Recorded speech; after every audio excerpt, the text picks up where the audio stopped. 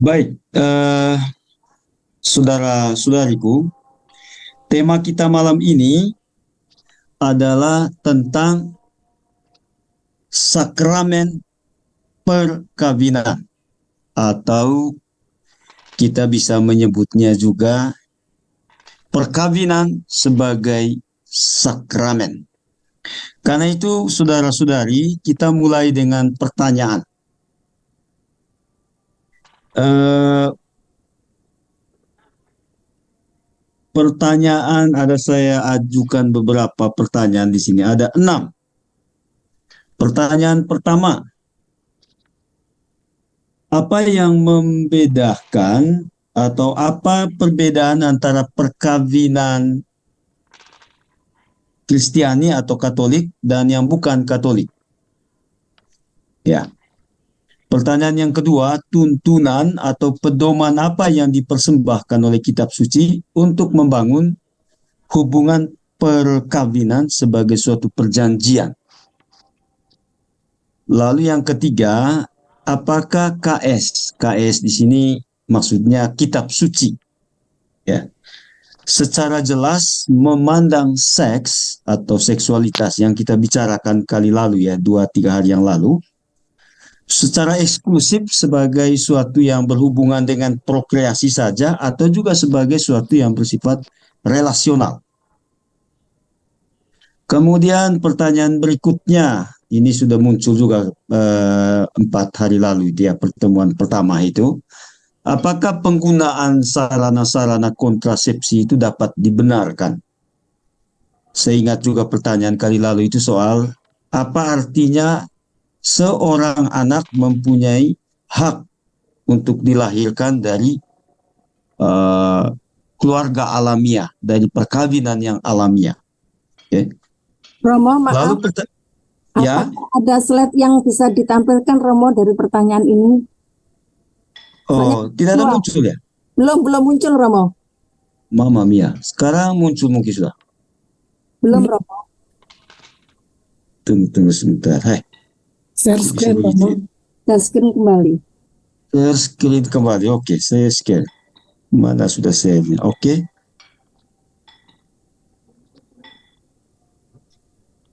Share. Ya. Siap? Mantap. Sorry. Tinggal gedein Romo. Tinggal di Zoom Romo. Tinggal di Zoom. Begini. Iya. Dapat? Pas. Ini pertanyaannya tadi. Ya, terima kasih Romo.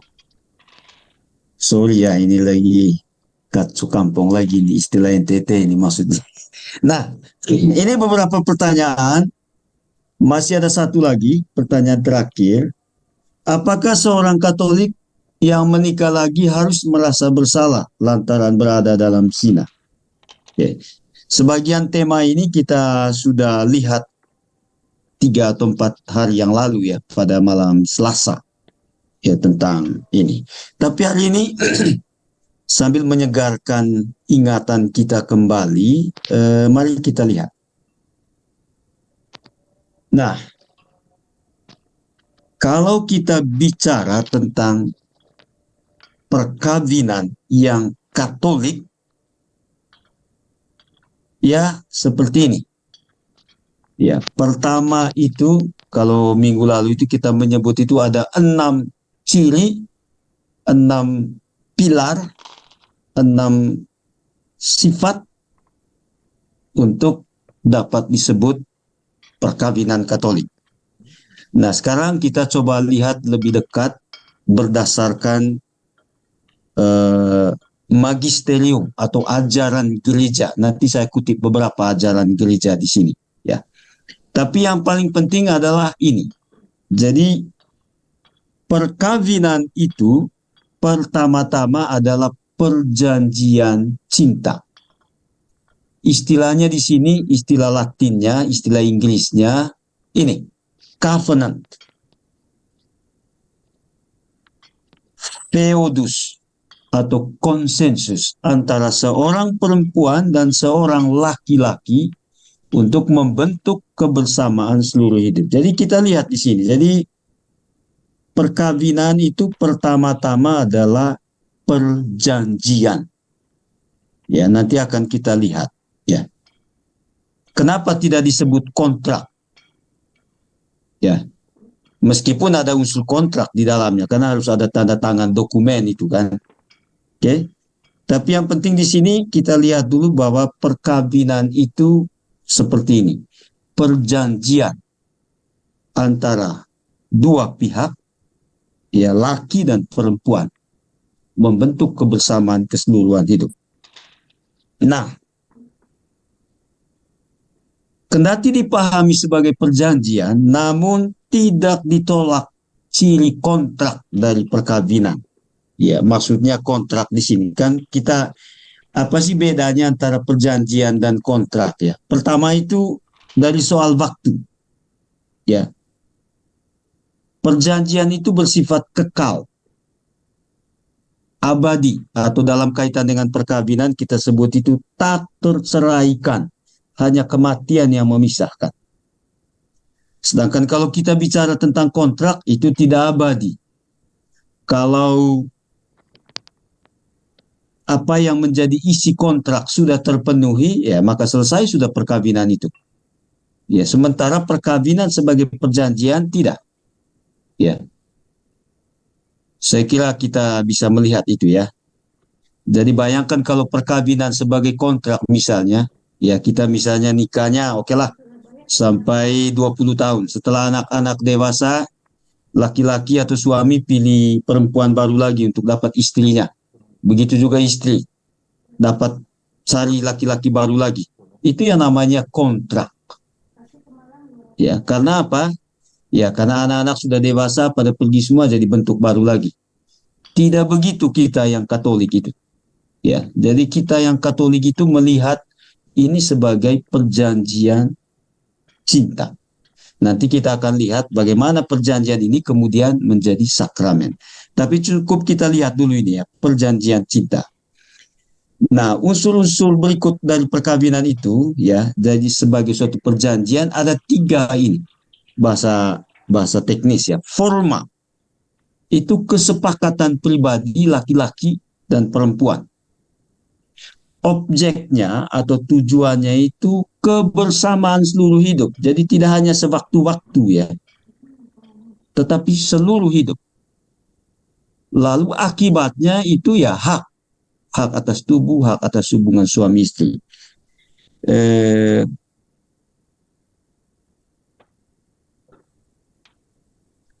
Perkawinan sebagai institusi ilahi. Kita lihat di sini, apa tipe perkawinan Katolik? Tipe atau jenis ya, di antara banyak jenis kan mau perkawinan di muka bumi ini. Ya, setidaknya ada 4 inilah. Ya, yang pertama itu adalah yang disebut dengan monogam. Ya, nah monogam inilah yang khas atau yang diakui oleh Katolik sebagai suatu sakramen. Ya, nanti akan kita lihat. Tapi cukup dilihat dulu bahwa tipe perkawinan Katolik itu monogam dan tak terceraikan. Ya, di pertemuan kali lalu memang tidak sempat dijelaskan kali lalu itu, tetapi saya menyebut di bagian-bagian akhir dari slide itu soal kesetiaan. Ya, kesetiaan dalam hubungan dengan kesatuan dan kesetiaan dalam hubungan dengan ketakterceraian. Ya, nanti di slide ini juga akan muncul. Tapi kita cukup pegang ya, bahwa ada banyak tipe perkawinan yang khas Katolik atau yang diakui sebagai perkawinan Katolik adalah monogam. Jadi karena itu bukan poligami, okay? Bukan poliandri, bukan juga ini same sex union atau yang sekarang disebut dengan istilah LGBT. Ya, kita mungkin bisa tambahkan juga soal child free dan lain sebagainya. Ya. Jadi bukan ini semua. Maksudnya bukan poligami, bukan poliandri, apalagi yang ini same sex union. Jadi tidak bisa disebut kawin antara laki-laki dan laki-laki atau yang kita sebut lelaki homoseksual, atau perempuan dengan perempuan atau kita sebut dengan istilah perempuan homoseksual atau lesbian. Apalagi yang biseksual, tidak bisa seorang laki-laki ambil laki-laki dan perempuan sekaligus sebagai istrinya atau lebih. Begitu juga sebaliknya, tidak bisa. Dan tidak Katolik maksudnya juga ya. Jadi tipe perkawinan Katolik adalah monogam dan karena itu ilahi. Nanti kita akan lihat. Nah, ini saya kutip beberapa dokumen di sini. Ini KGK ini maksudnya dari Katekismus Gereja Katolik.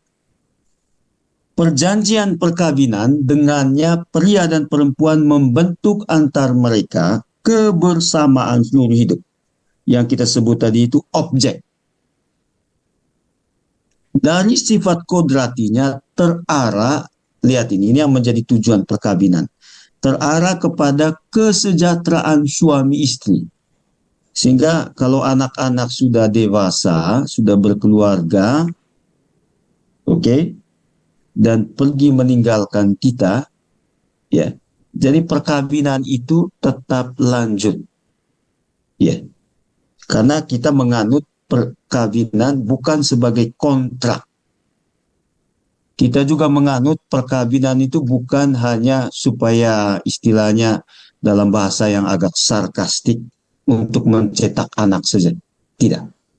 Ya, perkawinan itu ya ini, kesejahteraan suami istri lahir batin.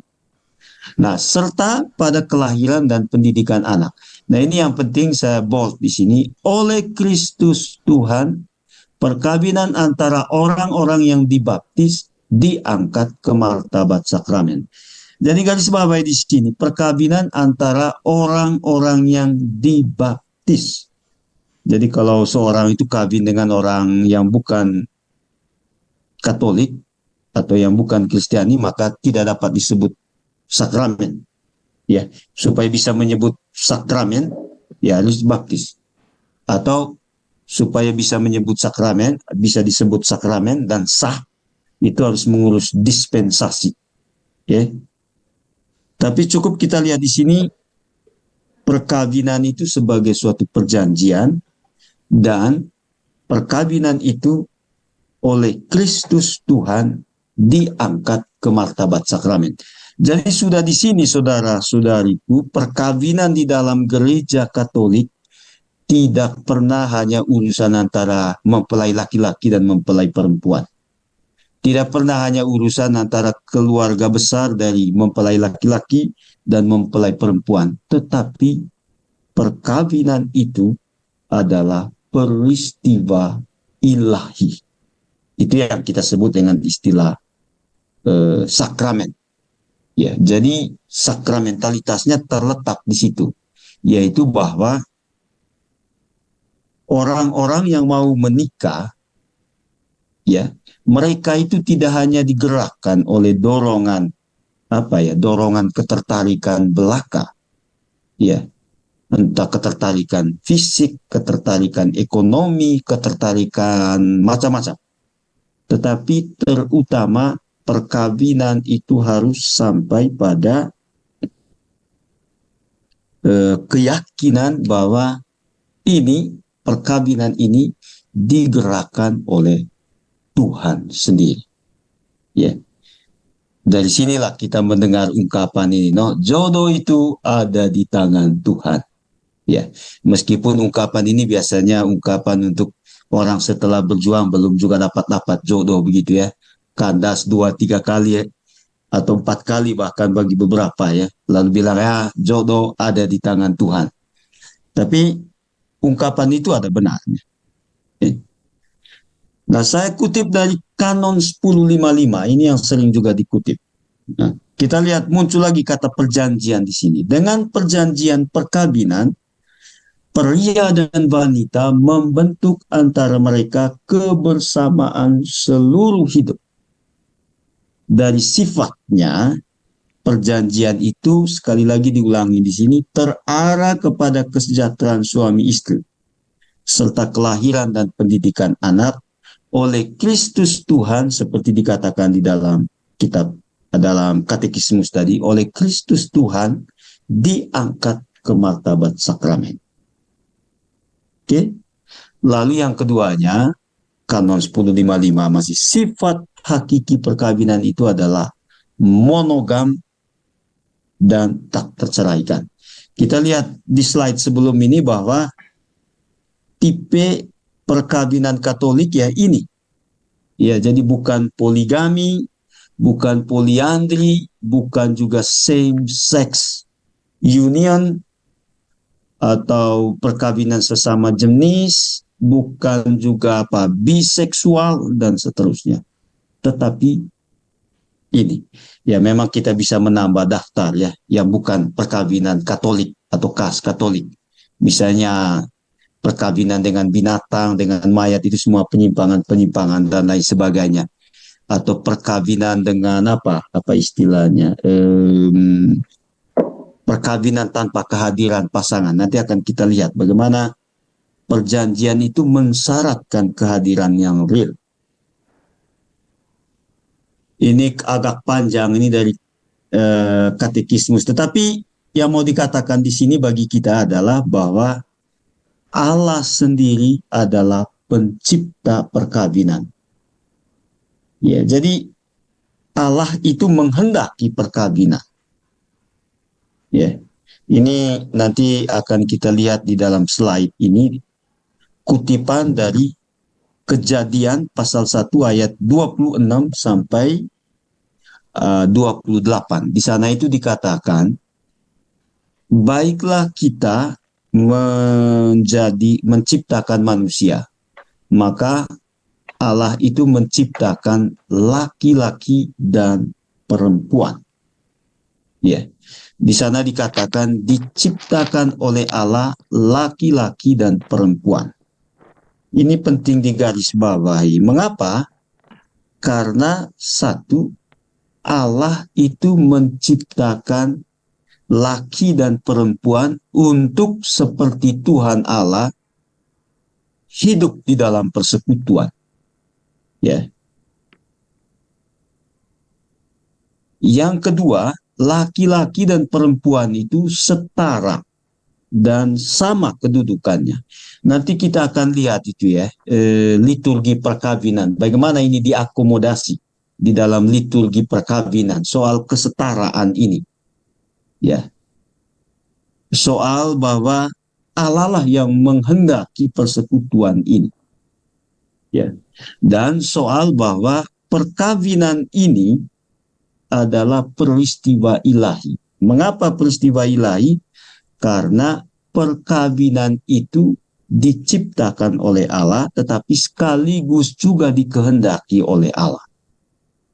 Jadi kalau saudara-saudari itu hidup di dalam perkawinan, itu bukan sesuatu yang buruk ya, bukan sesuatu yang kotor. Seperti di dalam abad-abad awal gereja itu berpandangan. Ya misalnya dulu pada abad-abad awal, taruhlah sebelum antara tahun 300 sampai 1500 sebelum Konsili Trente. Ya, orang itu kalau kawin itu rendah sekali. Yang tidak kawin itu yang tinggi nilainya atau yang selibat. Ya, saya kira kita masih merasakan sampai sekarang itu pandangan-pandangan seperti itu. Tetapi kalau kita baca dokumen-dokumen gereja, misalnya di Lumen Gentium, ya, atau juga di dekrit tentang kerasulan awam, atau ada di dokumen ini, bisa dilihat ke Familiaris Consortio ini. Tidak dilihat ya. Pokoknya ini ada dokumen ini. Di sana dikatakan karena kita itu dibaptis, maka kita adalah anak-anak Allah. Dan karena itu kita membawa serta tugas sebagai raja, sebagai imam, dan sebagai nabi. Ya, imam di situ itu maksudnya adalah saling menguduskan satu sama lain. Bukan imam-imam pastor ini ya. Itu maksudnya imam tugas karena kita dibaptis itu. Sebagai raja ya kita memimpin, menggembalakan.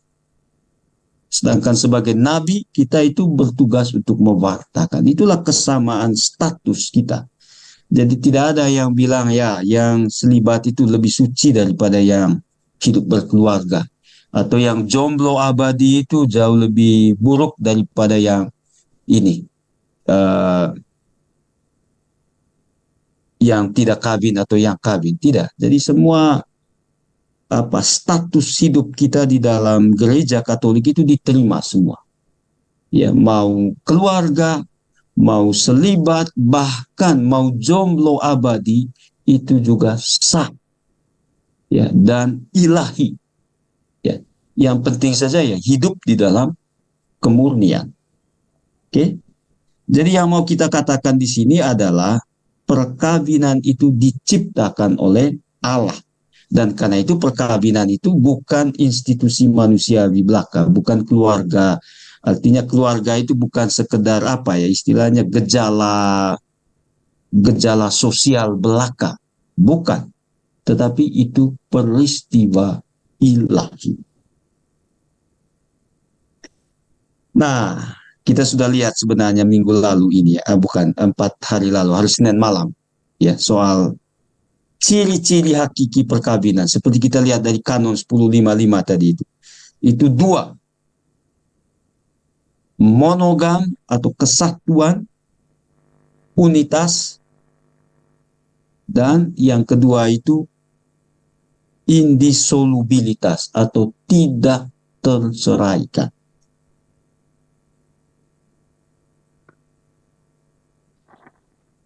Oke. Nah, bahasa positifnya itu adalah setia sampai akhir. Ya.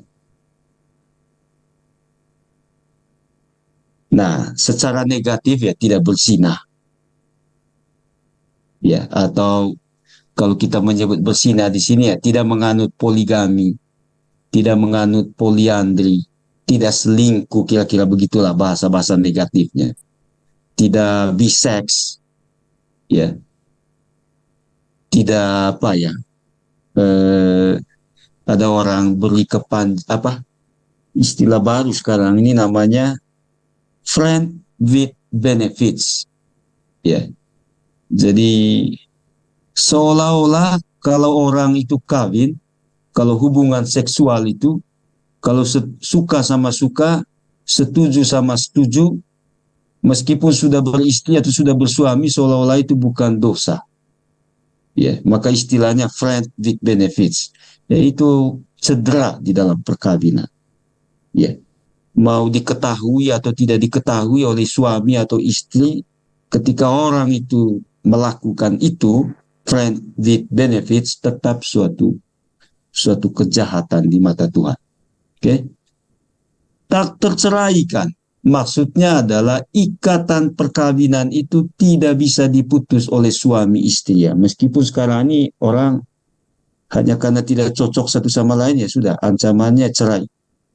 Tidak begitu kita Katolik itu. Ya. Atau ada orang bertengkar karena perbedaan pandangan. Karena apalagi sekarang ini mau masuk pilpres ini ya. Jadi beda pandangan diancam cerai. Itu nggak bisa. Itu pasti tidak Katolik ya. Atau beda penghasilan. Ya. Istri itu lebih tinggi penghasilannya dan suami merasa minder. Saking mindernya sampai impoten dan tidak bisa menjalankan tindakan khas perkawinan. Itu juga repot. Kita membangun perkawinan itu tidak atas dasar pendapatan. Ya. Mau salah satu pendapatannya tinggi atau pendapatannya rendah, kita keluarga Katolik tidak mencintai satu sama lain berdasarkan posisi pendapatan di dalam keluarga. Ya, begitu juga. Jangan karena suami pendapatannya tinggi ya, lalu menghina istri dan seterusnya. Itu juga tidak bisa. Atau bukan tidak bisa, kita katakan itu pasti tidak Katolik, tidak Kristiani. Ya. Jadi saudara-saudari lihat perkawinan Katolik itu sangat apa ya istilahnya, satu, dia menjaga martabat pribadi manusia, baik laki maupun perempuan. Oke. Lebih dari itu bahkan, ya kalau kita lihat kecenderungan sekarang ya, menjaga martabat perempuan. Ya, karena dari sejarah, dari data yang banyak terjadi di muka bumi ini adalah poligami. Ya sebut poligami sebenarnya untuk menyebut yang berzina dan lain sebagainya. Tetapi di dalam gereja Katolik tidak begitu. Ya. Yang kedua, perkawinan Katolik itu juga sangat apa ya istilahnya, melindungi yang namanya prinsip keadilan. Ya. Jadi kalau salah satu pihak selingkuh umpamanya, ya jelas dia itu bukan hanya bertindak tidak jujur, tetapi juga dia berlaku tidak adil terhadap pasangannya. Ya, dan itu jahat di mata Tuhan. Oke. Nah, ketakterceraian yang mungkin baik bagi kita lihat itu adalah sifat dari ketakterceraian ini. Sifat di sini ada dua bagian, satu itu interna, eksterna, absolut, dan relatif. Interna itu maksudnya perkawinan itu tidak bisa diputuskan atas kemauan dan persetujuan suami istri ya. Ini yang barangkali berat ya. Ada orang cerai sipil tetapi belum cerai secara gereja. Ya. Ini karena tidak bisa semau kita, semau suami istri aja. Jadi karena tidak cocok lagi ya udah kita cerai saja. Kita pisah ranjang, kita macam-macam. Lalu anak, kita bagi dua saja anak ini. Tapi kalau anaknya tiga bagaimana? Tidak rata baginya. Jadi itu yang repot. Iya. Artinya di sini orang itu, suami dan istri tidak berhak dan tidak berkuasa mencabut kembali konsensus perkawinan. Ya. Lalu eksterna artinya ikatan perkawinan itu tidak dapat diputuskan oleh kuasa manusiawi apapun. Ya, memang sekarang ada istilah perceraian sipil ya. Tapi di dalam gereja Katolik, ya meskipun orang cerai secara sipil, tapi ya belum tentu urusannya dengan gereja selesai. Oke. Kemudian ketakterceraian ini juga seperti ini, absolut. Artinya ya tidak bisa diceraikan hanya oleh kematian. Ya. Kemudian juga ya relatif. Itu bisa diputuskan. Ya. Tetapi kita menyebut di sini dengan istilah pembatalan. Ya. Dan hanya pengadilan gereja yang bisa membatalkan. Jadi tidak atas dasar kemauan suami istri saja. Jadi saudara-saudari memang berat menjadi Katolik dari sudut ini ya. Saya harap kita tetap semangat menjadi Katolik dengan begini ini ya. Kesepakatan nikah. Seperti tadi di dokumen-dokumen gereja itu, ya, di sini dikatakan kesepakatan itu membuat perkawinan, ya, atau menciptakan perkawinan.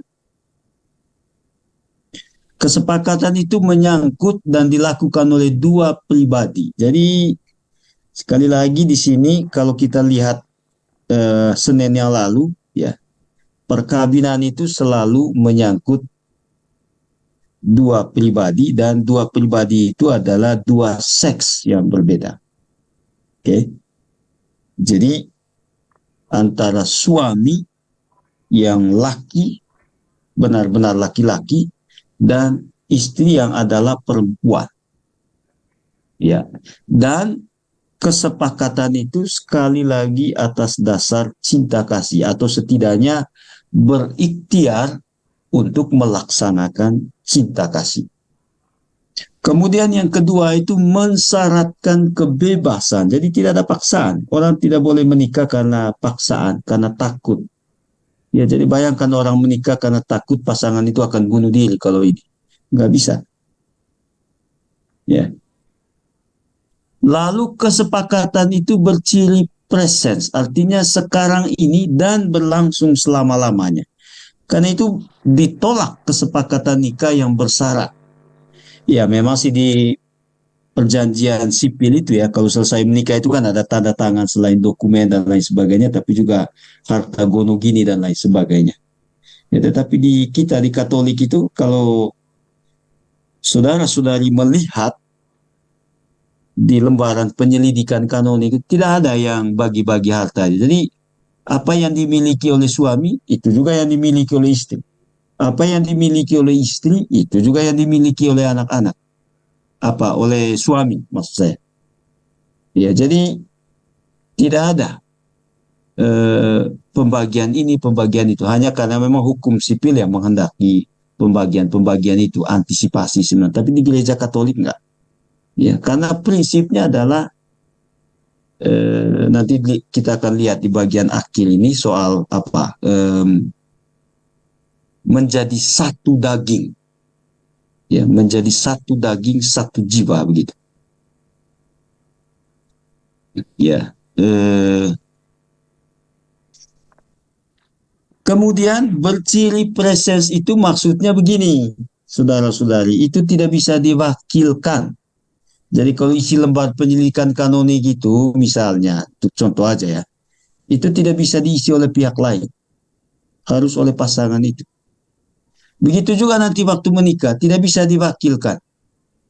Ya, jadi misalnya mempelai laki-lakinya ada, mempelai perempuannya oke lah, pakai saja dulu ini, nanti belakangan baru urus. Nggak bisa begitu. Ya, jadi harus ada real, konkret. Ya. Dan yang terakhir, perkawinan itu tindakan yuridis. Ya. Kesepakatan nikah itu harus diungkapkan secara publik dan sah menurut norma-norma hukum. Jadi ini juga yang menjadi alasan kenapa misalnya same sex union itu perkawinan sejenis itu enggak apa namanya tidak diakui di dalam gereja Katolik. Ya meskipun tentu saja kita harus menghormati bahwa orang itu memiliki orientasi seksual yang berbeda dengan orientasi seksual yang heteroseksual, ya.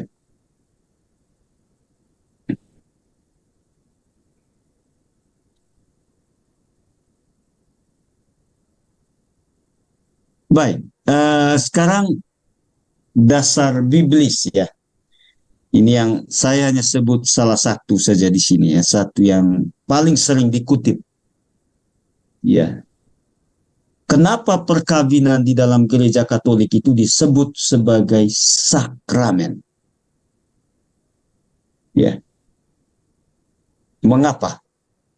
Ini dasarnya dari Efesus bab 5 ayat 22 sampai 32. Jadi kita sebut di sini Allah di dalam Yesus Kristus mendirikan perkawinan. Ya. Karena itu di sini dikatakan perkawinan itu disebut sakramen itu kalau berlangsung antara orang-orang yang dibaptis. Itu idealnya ya. Kalau yang salah satu pihak tidak dibaptis, maka ya diurus dispensasi dan lain sebagainya itu. Ya.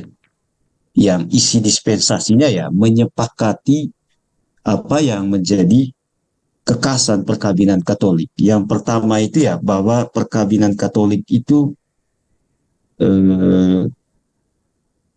monogam dan tak terceraikan.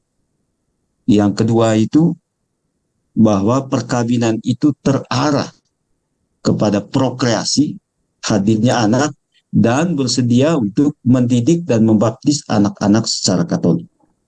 Itu isinya. Kalau sepakat itu tanda tangan, maka keluar dispensasi. Kalau tidak ya udah, nggak bisa nikah. Maksudnya nggak bisa nikah itu adalah tidak bisa dinikahkan di Katolik macam gitu, atau ya setidaknya harus ditandatangani dulu. Orang-orang yang dibaptis tidak dapat menikah secara sah jika mengecualikan sakramentalitas perkawinan ini. Ya, jadi orang bisa menikah tetapi misalnya hidup bersama aja. Ya. Jadi yang berikutnya adalah pelayan sakramen perkawinan adalah kedua mempelai yang mengikrarkan janji nikah suci dan di hadapan imam serta dua orang saksi. Ya, jadi mungkin baik ya, karena ini bicara tentang perkawinan. Ya, kita mungkin lihat inti liturgi perkawinan ya, apa semua yang sudah kita omong dari tadi ini. Ya, pada akhirnya berpuncak pada liturgi. Ya, nah biasanya di liturgi itu bukan biasanya ya, yang elemen-elemen yang pokok yang harus ada di dalam liturgi perkawinan itu ya, selain oke lah perarakan masuk apa semua itu, tapi yang paling penting itu adalah tiga aspek ini. Oke, saya kira terbanyak di sini ada 76 partisipasi ini ya, mudah-mudahan saya tidak tahu lah, tetapi bagi yang sudah menikah pasti coba ingat-ingat kembali ini ya, untuk menjelaskan bahwa memang perkawinan itu di dalam gereja Katolik itu adalah sakramen. Ya, diurus, tidak hanya urus pribadi aja tetapi urus di gereja. Ya. Nah, bagaimana gereja atau liturgi ini memandang semua tadi itu aspek-aspek yang sudah kita lihat tadi, soal perjanjian, soal kesepakatan, ya, soal unitas atau kesatuan, soal tidak bisa diceraikan dan seterusnya. Inilah saudara-saudari, kita lihat ini. Yang pertama itu yang disebut dengan pernyataan kesiapan, kesediaan kedua mempelai. Tentu saja ini bukan hanya ritual belaka ya, karena orang biasanya sudah pacaran 2-3 tahun sebelumnya, ikut kursus membangun rumah tangga dan lain sebagainya. Apa yang terjadi di gereja adalah orang diingatkan kembali secara terbuka, secara secara publik mengatakan itu. Pernyataan kesediaan kedua mempelai. Nah kan pada waktu di dalam gereja itu kan ditanyakan, saudara A mempelai laki-laki dan mempelai perempuan, apa yang kalian mau? Lalu kan mereka dua menyatakan kami hendak menikah menurut tata cara gereja Katolik. Oke? Pertanyaan selanjutnya adalah, bersediakah kamu meresmikan perkawinan ini dan seterusnya? Ya, kami bersedia dan seterusnya. Oke, terima kasih dan seterusnya. Oke. Lalu tahap yang kedua setelah menyatakan kesiapan itu adalah janji pernikahan. Ya, saudara-saudari tahu ya janji pernikahan itu ya, yang ada beberapa format di dalam liturgi, tetapi yang umumnya adalah kedua mempelai itu berhadapan, oke, lalu disaksikan, kiri kanan itu bapak mama saksi, dan di depan pastor, imam, ya, di depan imam. Nah, apa inti janji pernikahannya? Janjinya itu kan begini, ya, salah satu versinya, tetapi intinya akan kita lihat. Jadi di hadapan Allah yang maha tinggi, ya, kemudian di hadapan pastor, para bapak mama saksi dan umat sekalian yang hadir. Jadi lihat rumusan kalimat itu. Jadi di hadapan Allah, oke, pastor, bapak mama saksi dan umat yang hadir. Itu untuk menunjukkan bahwa kita ini sedang bersumpah, berjanji. Tidak hanya janji kita sendiri, tetapi janji itu diucapkan dan diperdengarkan. Jadi itu aja sudah memperlihatkan bahwa sakramen. Oke? Kemudian di bagian kedua dari janji itu dikatakan, saya saudara Nikolaus, ya, menerima engkau, Clara, ya, untuk menjadi istri saya. Oke? Saya berjanji untuk setia dalam untung dan malang, dalam suka dan duka, ya, sepanjang hidup saya. Jadi perhatikan janji itu, saudara-saudari, ya, mempelai laki-laki, ya. Ya, saya berjanji memilih engkau sebagai istri saya. Saya berjanji untuk setia dalam untung dan malang. Ya, jangan hanya sebut besar kencang-kencang untungnya, malangnya sebutnya senyap-senyap. Jadi harus sama kencangnya, sama tegasnya, ya. Karena ada beberapa pengalaman di bagian untungnya kencang kalimatnya, di bagian malangnya sedikit-sedikit kan orang takut. Tidak bisa begitu. Jadi pastornya juga harus memperhatikan. Jangan sampai misalnya saya berjanji dalam untung dan malangnya dalam hati saja. Tidak bisa. Harus diungkapkan, harus diperdengarkan. Begitu. Lalu di bagian akhirnya, saudara-saudari, masih bagian janji pernikahan ini. Demikianlah janji saya demi Allah dan Injil suci ini. Ya, jadi itu 3 elemen penting dari perjanjian nikah. Ya, janji itu diucapkan di hadapan Tuhan, oke, imam, Bapa Mama Saksi, dan umat yang hadir. Oke. Bagian yang keduanya, janji itu memperlihatkan, ya, bahwa saya memilih dan menerima engkau, ya, sebagai istri atau sebagai suami saya. Saya berjanji setia, ya, dalam untung dan bla bla bla. Lalu di bagian akhirnya, demikian janji saya demi Injil, ya, demi Allah dan Injil suci ini. Jadi bukan drama-drama biasa itu, ya. Jadi apa istilahnya? Itu memang peristiwa ilahi. Biasanya banyak yang sudah mulai menangis di situ. Tapi ya, pastornya kalau dia menangis tapi tidak mengucapkan kata-kata belum bisa. Jadi sampai dia selesai menangis dulu baru ucapkan kata-katanya. Karena janji itu bukan tentang menangis, ya. Janji itu bukan tentang apa yang ada di dalam hati. Bukan. Tetapi janji itu harus diucapkan dan diperdengarkan. Ya. Jadi pastor juga jangan bilang begini, ya saya sudah tahu maksudnya. Kamu sayang dia atau tidak bisa. Jadi apa ya istilahnya harus diucapkan. Itu kata pentingnya di situ, janji itu harus diucapkan. Kemudian setelah diucapkan, oke, ada yang disebut dengan istilahnya itu meneguhkan janji pernikahan. Oke. Jadi bentuknya ini saya hanya kutip salah satu saja, ya. Tuhan Allah meneguhkan ikatan perkawinan yang telah kamu adakan di hadapannya dan gereja. Karena itu ada kalimatnya lagi, apa yang dipersatukan oleh Allah, lalu umat menjawab, jangan diceraikan oleh manusia. Ya.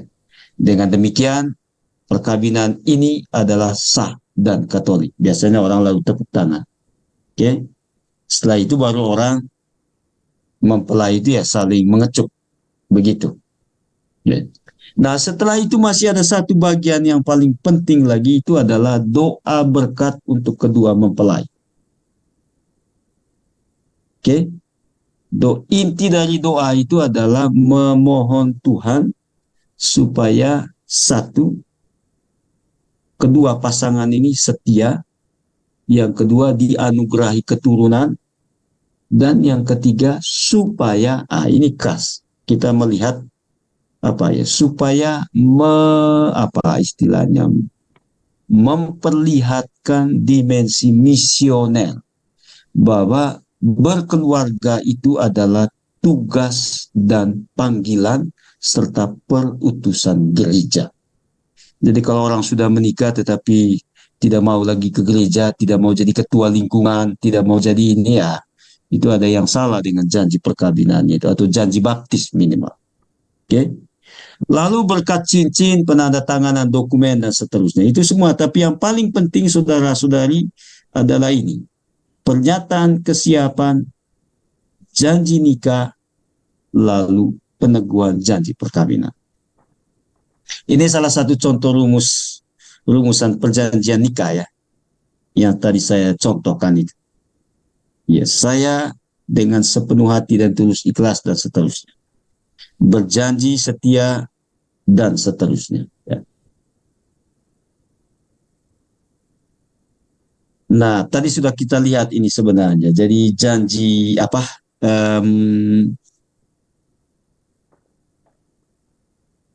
Soal mengapa perkawinan itu merupakan sesuatu yang bersifat ilahi. Ya, karena ini. Jadi manusia itu, laki dan perempuan, merupakan gambar dan rupa Allah. Karena itu keluarga merupakan cerminan, ya, pantulan persekutuan Allah sendiri. Ya. Jika Allah saja bersekutu, Allah Bapa, Allah Putra, dan Roh Kudus bersekutu, hidup di dalam persekutuan, lebih lagi kita manusia, ciptaannya. Karena itu di sini dikatakan perkawinan itu termasuk dalam rencana penciptaan. Jadi apa ya istilahnya, di dalam gereja Katolik itu perkawinan itu sesuatu yang sangat sakral, sangat suci. Jadi orang tidak sekedar drama di sana. Ya.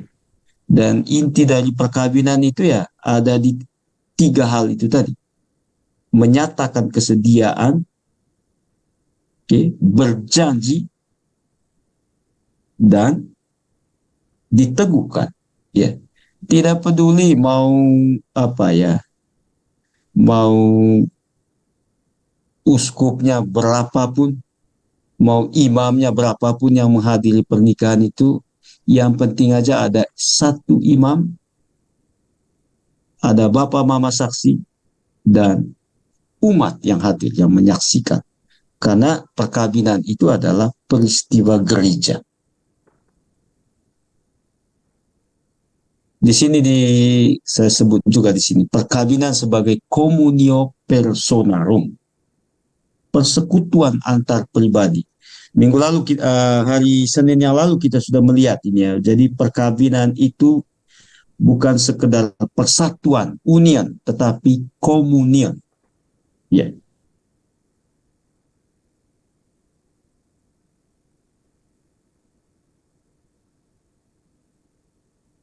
Baik, saudara-saudari, ini sekarang mau jam 8 ya, meskipun tadi di jadwal itu mungkin ada pertanyaan dulu, begitu saya kembalikan ke moderator dulu.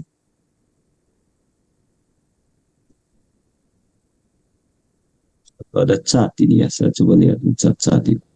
Ya, halo. Monggo Mbak Yuri, silakan. Ya. Oke, halo, selamat malam Romo Frumen. Ada beberapa pertanyaan di sini yang bisa saya sampaikan, mungkin ya Romo ya. Ini yang pertama datang dari Bapak Adrianus yang ingin bertanya, Romo, apa pendapat Romo tentang banyak pasangan yang ketika menikah mendapatkan dispensasi, tapi dalam perjalanan waktu kedua pihak, baik yang Katolik dan non-Katolik, lalai menjalankan janjinya, seperti mendidik dan membaptis anak secara Katolik. Begitu Romo. Oke, langsung aja ya. Pertama, ya silakan Romo. Sayang kalau hal itu terjadi ya. Jadi pasangan itulah, maksud saya itulah dari data saya dapat cerita dari Romo Purbo juga ya. Pasangan-pasangan yang nikah beda gereja, beda agama, ya, kecenderungan untuk kita sebut aja bercerainya tinggi atau kecenderungan untuk tidak setianya tinggi. Tidak setia maksudnya di sini ya sudah, kalau konflik ya sudah, kamu jalan sendiri, kami jalan sendiri. Padahal seperti diceritakan di sini, ketika mau menikah secara Katolik itu mengurus dispensasi. Tadi saya katakan apa intinya? Dispensasi itu diberikan setelah pihak non-Katolik itu menerima apa ya, klausul-klausul. Klausul yang pertama itu ya tahu hakikat perkawinan Katolik, yaitu monogam dan tak terceraikan. Yang kedua ya bersedia mendidik anak dan membaptisnya secara Katolik. Ya, memang sih dikatakan di situ tidak harus misalnya begitu selesai melahirkan berapa bulan kemudian dibaptis dan lain sebagainya. Ada yang melihat itu ya dalam perjalanan waktu, biarkan anak-anak yang nanti memutuskan. Tetapi intinya adalah dispensasi itu diberikan ketika pihak non-Katolik itu setuju dengan klausul-klausul itu dan setuju dengan tanda tangan tentu saja. Lalu dispensasi diberikan. Bahwa dalam perjalanan waktu terjadi hal-hal seperti yang dikisahkan ini, ya apa ya, kita sebut itu sayang itu terjadi, tetapi itu juga menjadi misi kita juga ya. Saya kira di tiap-tiap keuskupan, di tiap-tiap paroki itu ada yang namanya kerasulan keluarga ini. Bahkan sekarang juga ditambah dengan ini ya, membuka konsultasi keluarga, psikologis, aspek psikologis dan seterusnya. Itu semua cara-cara atau saluran-saluran yang bisa dipakai untuk mencegah jangan sampai hal ini terjadi ya. Tapi poin dasarnya saudara-saudari adalah dispensasi diberikan ketika pihak non-Katolik menyetujui. Jadi apa ya istilahnya? Mari kita lebih gesit lagi ya. Saya kira cara seperti ini adalah salah satu cara juga ya untuk mengingatkan kembali janji nikah kita ya. Bagaimana dulu dengan lantang diucapkan, masa dengan ini juga, dengan jangan sampai dengan gampang juga dikhianati janji itu. Kita tidak hanya janji kepada diri kita waktu melaksanakan tata peneguhan nikah Katolik itu, tetapi janji di hadapan Tuhan. Begitu. Oke, itu tanggapan saya. Baik Romo, bagaimana Pak Aswin tadi Pak Aswin yang bertanya ya? Tunggu sebentar. Apakah ada lagi yang mau ditanyakan? Apakah cukup jelas? Pak Adrianus. Ya, cukup Bu, terima kasih Romo, terima kasih Bu. Terima kasih. Sama-sama. Gitu. Yo. Baik Romo, ini ada satu Ya. cerita lagi yang ditanyakan. Saya boleh bacakan ya Romo ya? Ini ada kasus. Jadi pertanyaan ini dari Bapak Aswin. Bapak Aswin ini mengenal pasutri yang menikah secara Katolik. Suaminya Katolik dan istrinya WNA Jepang beragama Buddha. Nah, selama pernikahan mereka tuh dikaruniai anak perempuan. Dan keduanya adalah WNI dan sudah dibaptis secara Katolik. Tetapi permasalahan terjadi karena suaminya tuh melakukan KDRT. Jadi istrinya babak belur, kemudian kakinya menjadi timpang. Akhirnya setelah 13 tahun menikah, istrinya kabur kembali ke negaranya dan membawa kedua anaknya. Sang suami menyembunyikan paspor anaknya, tapi kedutaan Jepang memberikan paspor darurat kepada kedua anak tersebut. Lalu sang suami melakukan cerai sipil secara langsung karena takut istri menuntut gonogini tanpa sepengetahuan gereja Katolik. Nah, setelah 4 tahun ditinggal istri, sang suami mau menikah lagi dan dengan seorang Katolik. Memproses cerai secara gereja dan disetujui. Dan prosesnya cuma 4 bulan, lalu mereka mengantongi izin menikah setelah 2 keuskupan menyetujui dan dekret pembatalan perkawinan tersebut dituliskan bahwa alasan gereja Katolik menyetujui perceraian karena suami mengaku menikah secara terpaksa. Nah, yang menjadi pertanyaan Bapak Aswin, mengapa gereja Katolik langsung percaya dengan alasan pengajuan cerai tersebut tanpa melakukan penyelidikan lebih detail? Perceraian ini sangat menyakitkan kedua anak mereka yang telah menjadi Katolik, dan saya juga tentunya kecewa. Nah, seperti itu Romo. Jadi pertanyaannya adalah kenapa gereja langsung percaya dengan alasan tersebut dan langsung menyetujui. Begitu Romo. Oh, nggak tahu ya. Saya sih biasanya kalau kalau kekerasan dalam rumah tangga itu memang tergantung apa ya, tingkat kekerasan yang dilakukan dan tergantung apakah kekerasan itu dilakukan berulang-ulang ya. Biasanya kemudian dilakukan apa ya, semacam apa istilahnya, menulis kembali riwayat pernikahan mereka. Nah, dari kasus ini sejauh saya ikuti sekilas ini, jadi setelah 13 tahun menikah padahal sudah punya 2 anak ya, Iya, lalu betul, Romo. dibilang di sini menikah karena menipu ya, atau apa Karena namanya di sini? terpaksa.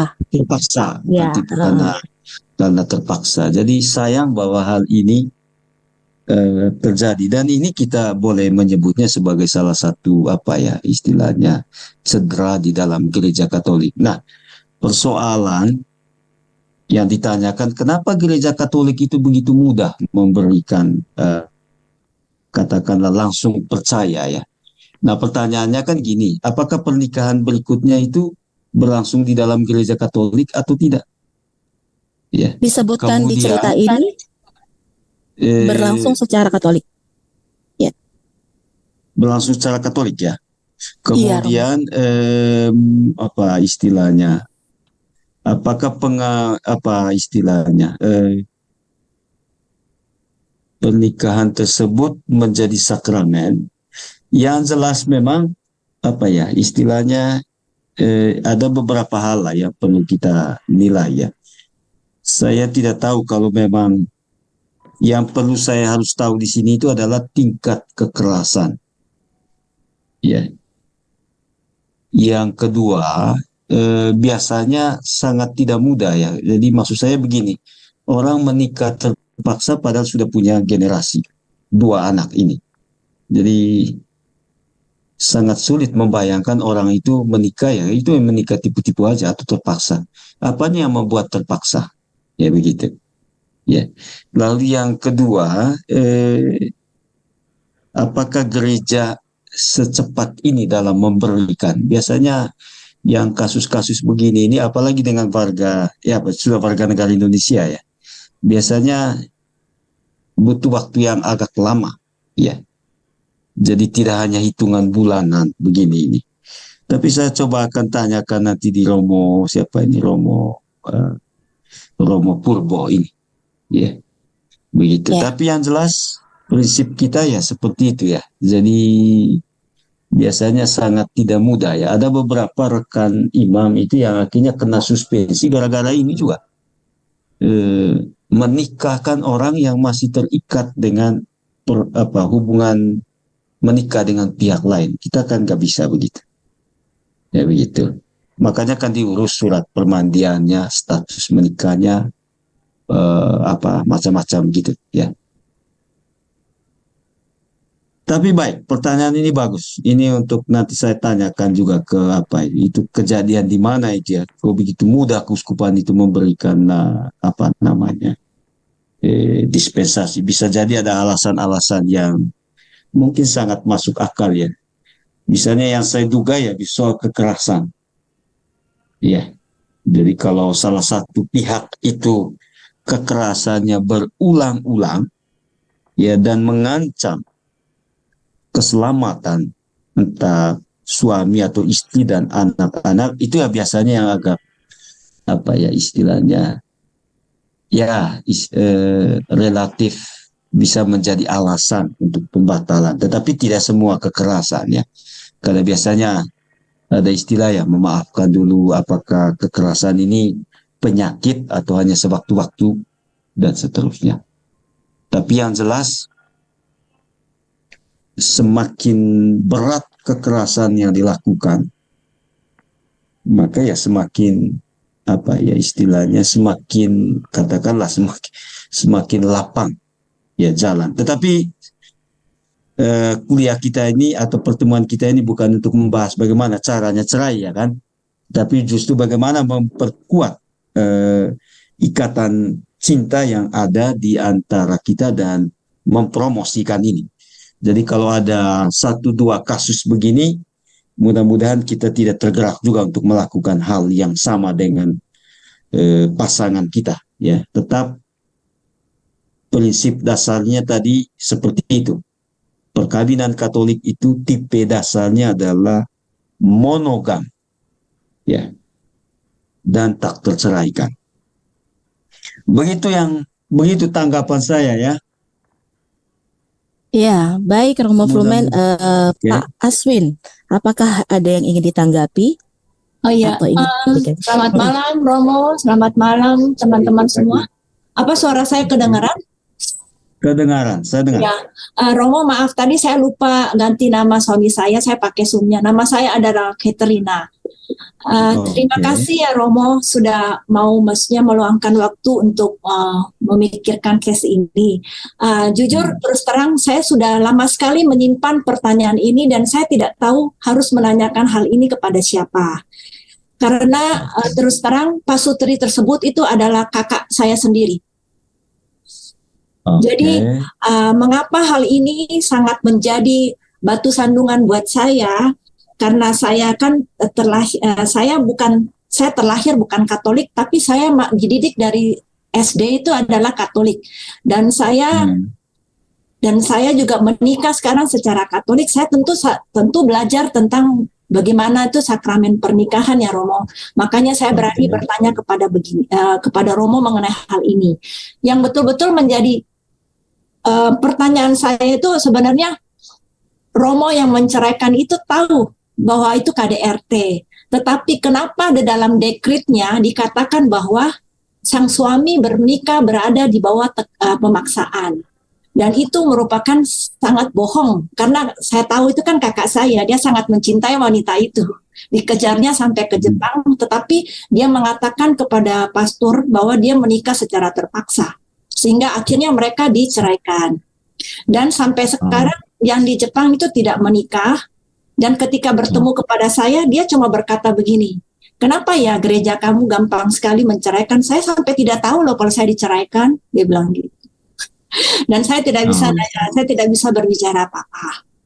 Bahkan yang lebih membuat saya kaget juga, kakak saya itu adalah seorang pewarta dan sangat aktif.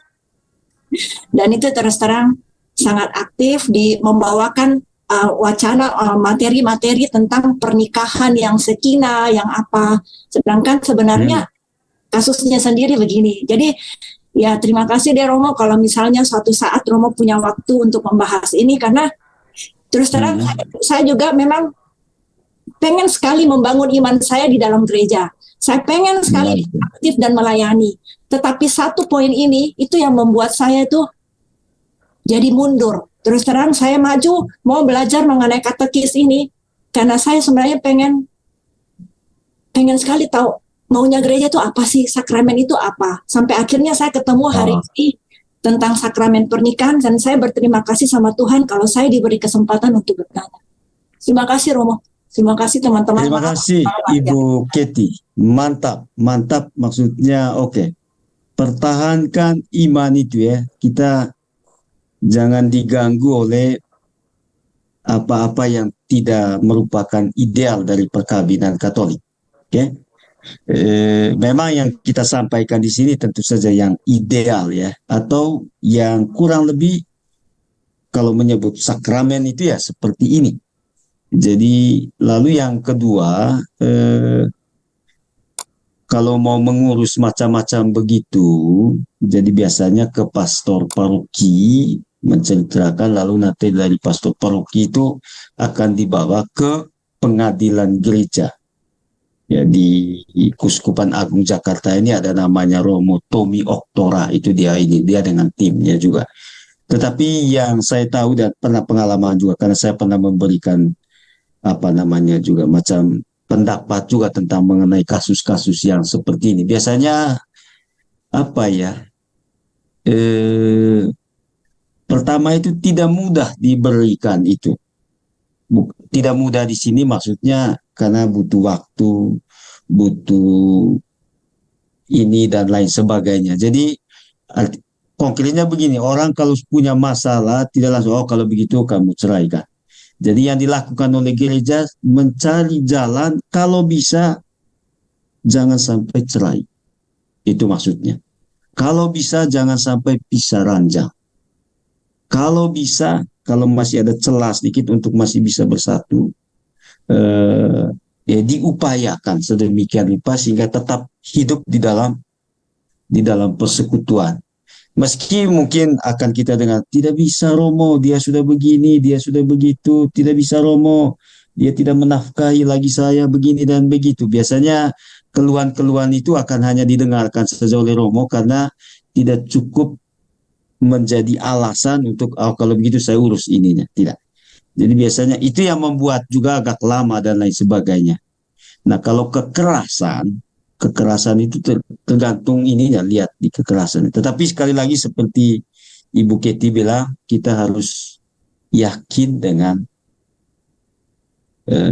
panggilan kita, ya, menjadi perempuan, kemudian lalu menjadi istri, dan lalu menjadi ibu dari anak-anak. Bagi gereja Katolik itu adalah panggilan. Menyebutnya sebagai panggilan itu berarti kita memberikan tanggapan cinta terhadap Tuhan yang memanggil kita, ya. Dan di lain pihak menyebutnya sebagai panggilan itu berarti bahwa kita itu berpartisipasi di dalam tugas yang dipercayakan oleh Tuhan kepada kita. Itu poinnya di situ. Jadi karena itu ketika berjanji itu kan tidak janji main-main itu. Tidak ada terpaksa. Jadi ada masalah di kesepakatan nikah kalau model-model begitu itu. Jadi itu tanggapannya ya. Oke. Masih ada Ya. pertanyaan lagi? Masih ada Romo. Mungkin satu Siap, dulu, siap, lalu siap. kita lanjutkan. Oke. Bu Keti, terima kasih ya untuk berbagi pengalaman hari ini. Luar biasa Oke. kejujuran dan keterbukaannya. Kita apresiasi dulu ya teman-teman ya. Tetap semangat ya Bu. Kalau sudah sampai 34 kali pertemuan harus jadi katekes ya. Terima kasih. Oke. Baik Romo, saya akan bacakan satu lagi, baru kita nanti akan lanjutkan dulu. Siap. Adalah pertanyaan ketiga dari Ibu Eli. Apakah pernikahan beda gereja dilakukan di gereja Katolik tanpa perayaan Ekaristi, hanya ibadat? Apakah pengantin bisa melakukan di depan diakon, bukan disaksikan oleh imam? Seperti itu Romo. Saya menangkap pertanyaan ini dua hal ya. Satu, Ya. untuk dapat disebut sah dan sakramen, seperti tadi sudah kita lihat, maka perkawinan itu harus antara dua orang yang dibaptis, okay? Kemudian di hadapan imam atau pejabat gereja biasanya. Siapa itu pejabat gereja yang dimaksud sini? Termasuk juga diakon. Okay? Kemudian yang kedua, Bapa Mama Saksi. Itu elemen-elemen dasar bagi suatu perkawinan untuk disebut sah dan sakramen. Dan inti dari perkawinan itu adalah di yang tadi sudah kita sebut itu. Jadi menyatakan kesediaan, mengucapkan janji, dan kemudian diteguhkan. Ya. Dan itu semua dilakukan istilahnya diperdengarkan, diucapkan di depan publik. Publik di sini itu maksudnya di hadapan Allah, pastor, Bapak Mama Saksi, dan juga umat yang hadir. Jadi itu membuat suatu sakramen perkawinan atau ya kita sebut aja perkawinan itu menjadi sah dan sakramen. Ya. Sekarang bagaimana yang mereka yang menikah beda gereja? Tidak dilakukan di gereja Katolik tanpa perayaan tanpa perayaan Ekaristi. Jadi ada beberapa kemungkinan pelaksanaan. Ya. Jadi kalau pasangan beda gereja, ada yang dilakukan di gereja Katolik. Ya, kalau dilakukan di gereja Katolik ya memang seperti ini. Jadi jangan kita menyebut begini hanya ibadat. Ya, karena inti dari perkawinan itu bukan soal apakah ibadat, apakah Ekaristi, tetapi yang kita sebut tadi itu soal kesediaan, itu yang paling penting. Ya, janji. Kemudian peneguhan nikah. Ya, dan itu semua dilakukan di depan bapak mama saksi, imam, dan harus ada kedua mempelai itu. Jadi apakah dengan ekaristi? Kalau dengan ekaristi bagus, kalau ibadat bagus, karena yang menjadi fokusnya adalah di liturgi perkawinannya itu. Ya, memang sih rasanya kalau tidak ekaristi macam bagaimana begitu. Padahal sebenarnya tidak menjadi soal. Ya. Dan yang paling penting itu berlangsung di gereja. Ya, di gereja Katolik. Nah, kalau bagaimana kalau misalnya beda gereja, salah satu pasangan Katolik dan yang lainnya itu adalah non Katolik, katakanlah misalnya beda gereja yang dimaksud di sini, dilakukan bukan di gereja Katolik lah, ya tetap unsur-unsur itu tadi diperhatikan. Maksudnya unsur-unsur itu diperhatikan, orang tidak bisa langsung di gereja kalau belum mengurus dispensasi yang kita sebut tadi itu. Ya, ada suratnya. Ya, karena itu harus tetap mengikuti yang namanya membangun rumah tangga. Begitu. Mudah-mudahan jelas ya. Mungkin satu Jadi lagi di hadapan jadi imam ya gitu ya. Di hadapan imam atau juga diakon. Boleh, oke. Karena ya kita sebut tadi pelayan sakramen itu adalah kedua mempelai itu. Jadi seorang imam juga itu dia hanya hadir sebagai saksi di sana dari pihak gerejanya. Maksud saya hanya di sini adalah kalau tanpa imam, tanpa diakon, itu juga perkawinan itu tidak bisa disebut sah dan sakramen. Begitu. Jadi bukan soal di perayaan ekaristinya atau di sini disebut hanya ibadah, tidak, sama-sama itu kekuatan mengikatnya sama.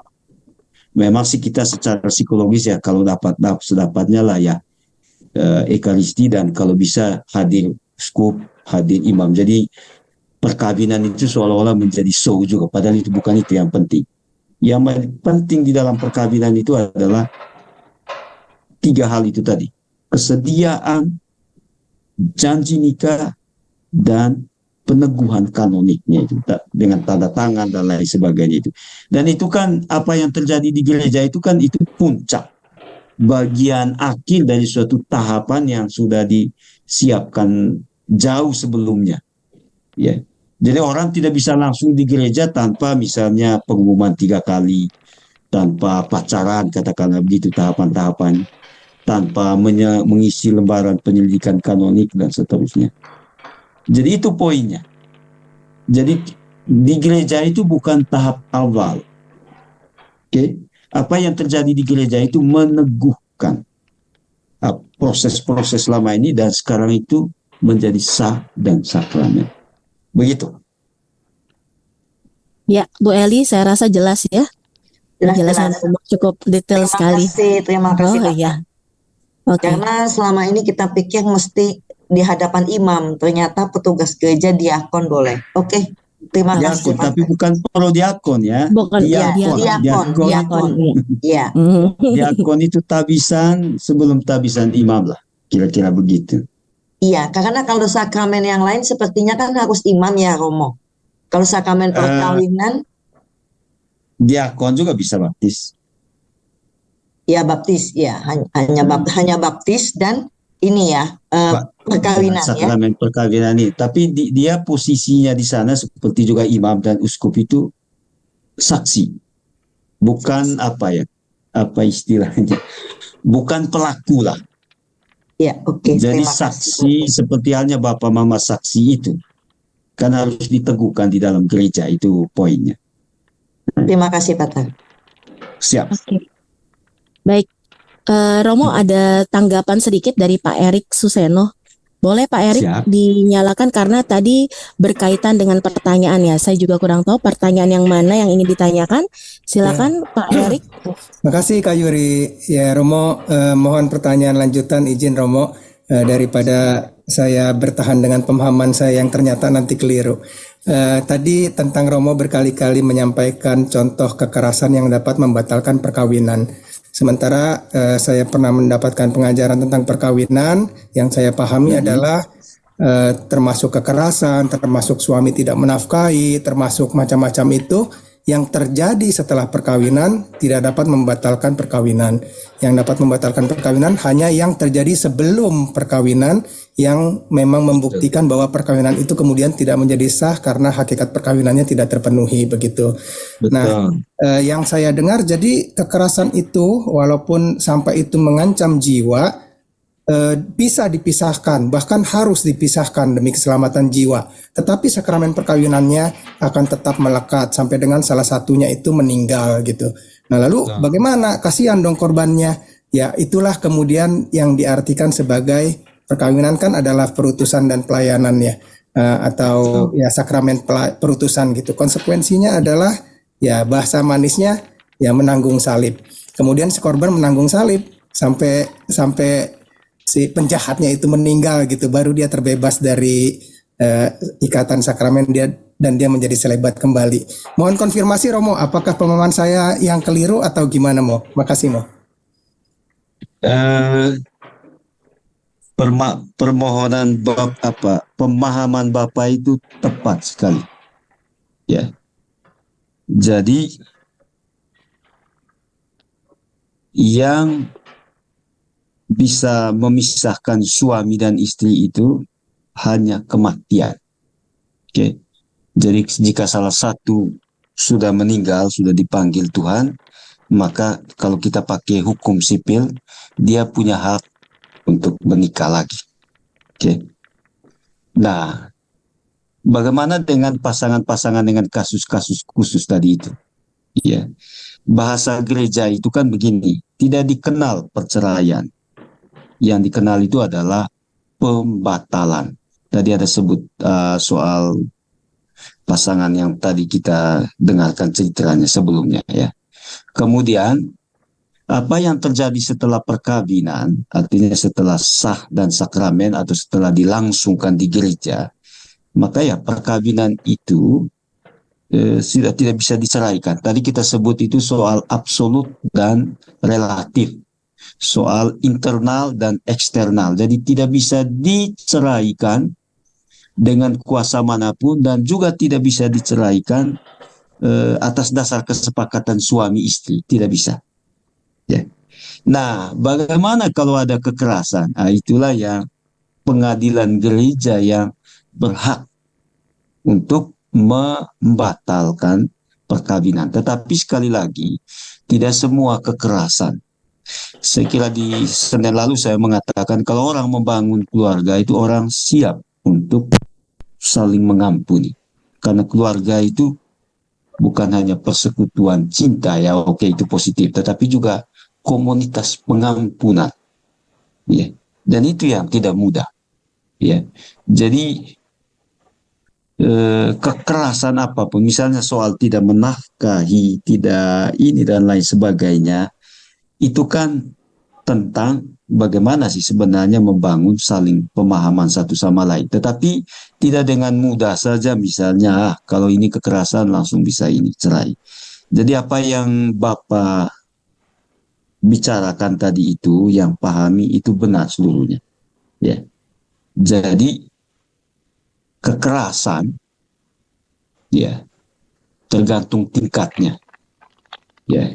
Jadi memang agak sulit juga ya menemukannya. Tetapi saya pernah memberikan pendapat juga soal kekerasan ini ya. Jadi ada kekerasan yang sampai 3 atau 4 tahun itu selalu berulang-ulang. Jadi semua cara sudah pisah ranjang, ke keluarga ini dan lain sebagainya, tetap juga tidak ini. Jadi ternyata memang istilahnya memang tidak bisa. Jadi ya sudah. Tapi butuh waktu tidak seperti yang tadi itu begitu cepat, enggak, karena lama diteliti ini dan itu. Ya. Tapi prinsipnya itu tadi Pak, seperti yang Bapak katakan. Jadi orang itu kalau mau yang akan dilihat itu di kesepakatannya. Tapi yang jelas gereja Katolik tidak mengakui atau tidak menerima perceraian. Yang terjadi itu adalah pembatalan. Tapi kan ya, itulah kasus-kasus khusus di dalam keluarga itu ya. Sudah ada anak tapi masih cerai lagi setelah itu. Ya bahaya, apa namanya, anak-anak yang menanggung salibnya. Begitu. Atau juga pasangan yang diceraikan atau ditinggalkan. Macam begitu. Untungnya ya angkanya di Jakarta ini, saya baru lihat data tadi, tidak tinggi lah. Tapi kan kalau ada 2-3 orang yang mengajukan untuk pembatalan, itu juga sudah suatu cedera ya. Begitu. Begitu Pak. Iya. Baik Romo, menarik ya memang diskusi kita pada malam ini. Gimana Pak Erik, udah cukup dulu ya? Mungkin kita lanjutkan. Oke. Romo masih ada materi? Masih ada ya Romo ya? Kita lanjut dulu ya. Siap. Oke, silakan Romo. Nah, sekarang kita masuk ke apa ini? Jadi bagian yang terakhir ya.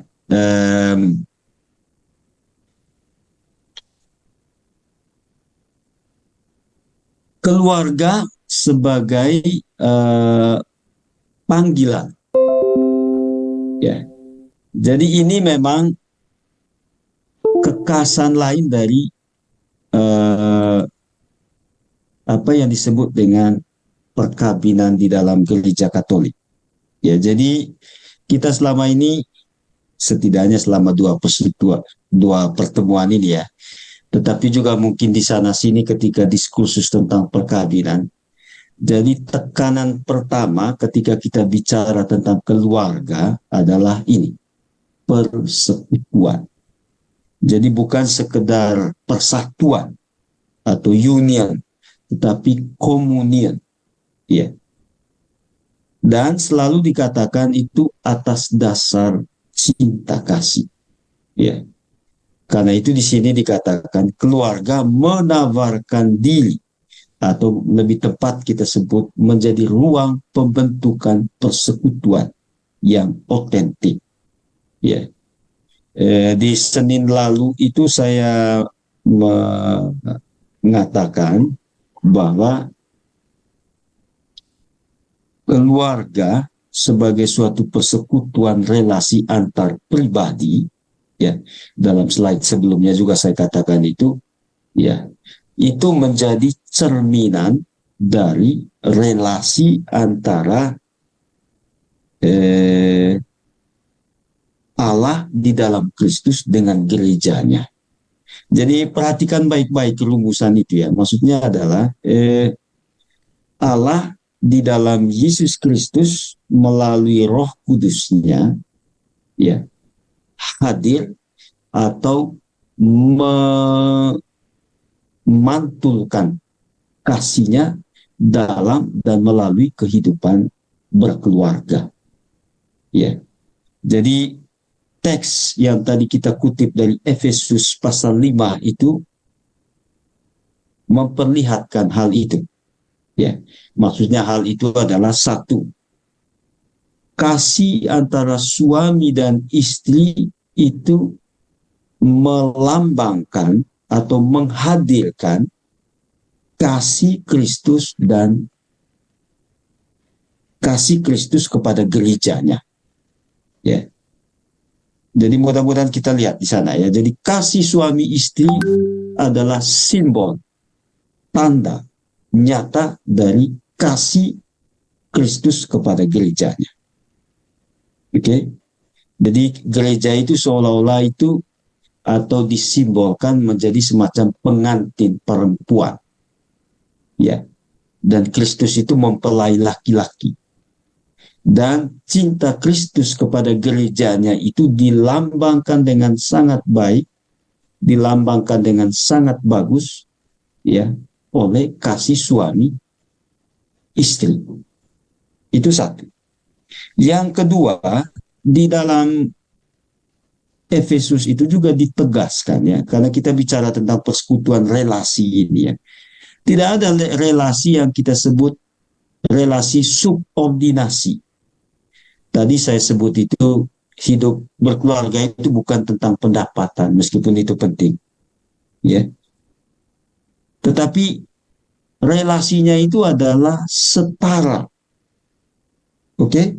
Mudah-mudahan jelas ya, setara. Jadi di Efesus itu ya dikatakan hendaklah suami mencintai istrinya sebagaimana Kristus mencintai gerejanya, jemaatnya.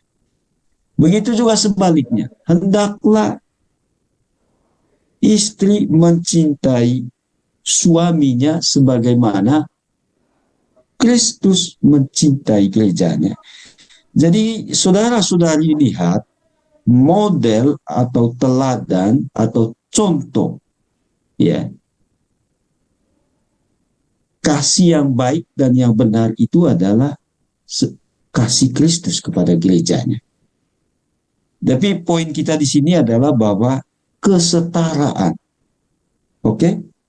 Jadi biar misalnya perempuan itu bayar apa istilahnya sekarang, belis mahal-mahal. Ya, itu tidak lalu berarti perempuan itu tugasnya di dapur dan di kasur. Enggak. Ya, karena ada pantun itu kan. Tinggi-tinggi sekolah nona tetap juga di dapur dan di atas kasur. Itu kekerasan itu namanya, atau relasi subordinasi. Di dalam gereja Katolik itu tidak begitu. Atau di beberapa kebudayaan ya. Seorang suami itu dicuci kakinya oleh istrinya sebagai tanda taat kepada suaminya. Ada subordinasi. Di gereja Katolik tidak begitu. Jadi relasinya setara, dua orang pribadi. Jadi itulah yang dimaksud di sini persekutuan relasi. Kemudian yang ketiga, masih ada ketiga lagi itu ya. Jadi keluarga sebagai persekutuan relasi antar pribadi-pribadi ini juga mau menunjukkan atau mengundang sebenarnya lebih tepat supaya kasih yang dipancarkan oleh suami dan istri itu menjadi nyata juga di dalam keterbukaan terhadap hadirnya anak dan pendidikannya. Jadi itu yang dimaksud. Jadi kalau kita menyebut sekarang ini gereja sebagai ibunda gereja, maka yang dimaksud adalah bahwa gereja itu bagaikan ibu yang melahirkan, yang membesarkan, yang mendidik dan mengarahkan anak-anak ini kepada Kristus. Ya. Nah, begitu juga di dalam keluarga. Ya. Keluarga mesti juga melakukan seperti yang dilakukan oleh Kristus terhadap gerejanya, yaitu menuntun anak-anak ini kepada Allah. Ya, dan di situ sebenarnya saudara dan saudariku, apa yang kita sebut dari tadi itu perkawinan sebagai sakramen.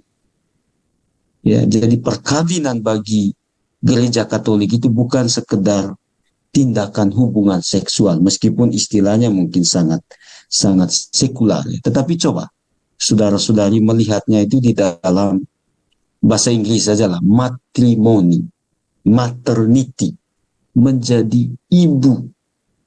Ya, kalau kita berbicara tentang menjadi ibu itu kan berarti tugasnya itu menjadi apa ya, melahirkan, membesarkan, mendidik dan mengarahkan supaya anak-anak ini sampai kepada penciptanya kembali. Jadi itu saudara-saudari. Jadi kalau sakramentalitas perkawinan itu maksudnya adalah ini. Ya. Berkeluarga itu adalah panggilan. Oke, kita ulangi lagi. Sebagai suatu panggilan, maka satu, keluarga itu mesti memantulkan kasih Kristus kepada gerejanya. Suami istri mesti membangun relasi ya sebagaimana Kristus membangun relasi dengan gerejanya. Apa itu relasinya? Relasinya adalah, itu yang poin yang kedua, relasinya adalah relasi kasih, kesetaraan. Ya. Jadi Bukan suami lebih tinggi daripada istri, istri lebih tinggi dari suami, tidak. Tetapi relasinya adalah kesetaraan. Mungkin teks yang baik juga di sini itu Galatia bab 3 ayat 28. Di sana dikatakan tidak ada orang Yahudi dan Yunani, tidak ada budak dan orang merdeka, tidak ada laki dan perempuan, tetapi semua satu di dalam Kristus. Itu maksudnya. Jadi soal kesetaraan kita di hadapan Tuhan. Lalu yang ketiga, relasi itu apa ya istilahnya, terbuka atau menyambut kehidupan atau hadirnya anak gitu, atau kita sebut dengan istilah sebelum ini dengan istilah prokreasi, ya, generare, artinya terbuka kepada apa ya, kehidupan, kepada anak dan pendidikannya. Ya, makanya selama ini kita bilang kalau mengecualikan anak dari apa namanya, dari perkawinan, atau orang mau menikah tapi tidak mau punya anak, itu bertentangan dengan prinsip perkawinan di dalam Katolik, dan pasti tidak akan dinikahkan orang macam itu. Oke. Nah, yang kedua, saudara-saudari, karena keluarga adalah panggilan, ya, tempat kasih Kristus kepada gerejanya itu dinyatakan, maka keluarga itu lalu menjadi tempat kudus bagi kehidupan. Ya, jadi ini punya konsekuensi, saudara-saudari. Kita pertemuan kali lalu kita mengatakan setiap penggunaan alat kontrasepsi dan setiap apa ya, penolakan terhadap hubungan atau dimensi unitif dari perkawinan itu intrinsik buruk, intrinsik jahat. Makanya kali lalu itu ada yang tanya, apakah dosa kalau menggunakan sarana-sarana kontrasepsi? Ya, ajarannya jelas. Ya, intrinsik buruk karena mencegah atau menolak kehadiran anak, ya, di satu pihak. Itu kalau kontrasepsi, ya, menggunakan kondom lah, coitus interruptus, apalagi sterilisasi. Apalagi yang paling buruk itu adalah aborsi, penistaan terhadap kekudusan. Sebaliknya juga yang kita sebut kemarin itu soal proses-proses bayi tabung. Ya, proses-proses menjadi ibu angkat, meminjam rahim, meminjam jago, itu semua bentuk-bentuk apa ya, penolakan terhadap dimensi unitif dari perkawinan. Ya, jadi kalau kita menyebut perkawinan, ya itu tadi persekutuan, hubungan intim itu lalu menjadi mendasar. Lalu dalam konteks ini, saudara-saudari, kali lalu itu bagus sekali pertanyaan itu. Apa artinya anak itu punya hak dilahirkan dari ayah dan ibunya? Justru karena ini, anak itu anugerah. Jadi sesuatu atau seseorang yang kita mohonkan, tetapi bukan sesuatu yang kita paksakan. Ya, maka itu saya kira tambahan dari Pak Suseno tadi itu, ya. Kalau dari perkawinan itu tidak ada anaknya atau belum dikaruniai anak, maka perkawinan itu tidak dapat dibatalkan atau tidak menjadi alasan untuk perceraian. Bahasa sipil, ya. Ya. Tidak bisa. Jadi itulah maksudnya soal ketak perceraian perkawinan itu yang sifatnya absolut. Ya, tidak bisa diceraikan dengan oleh kuasa apapun. Oke.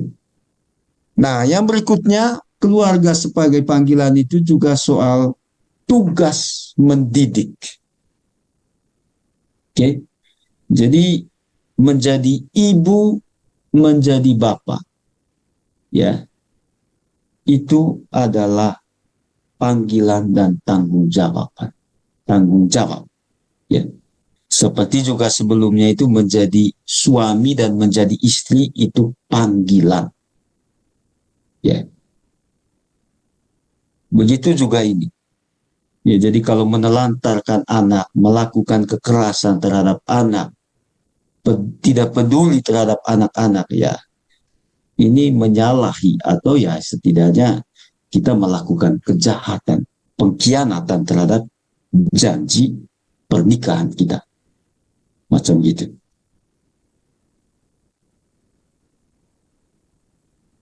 Nah, sekarang ini slide yang terakhir. Ringkasan. Saya buat ada berapa di sini? Ada 4.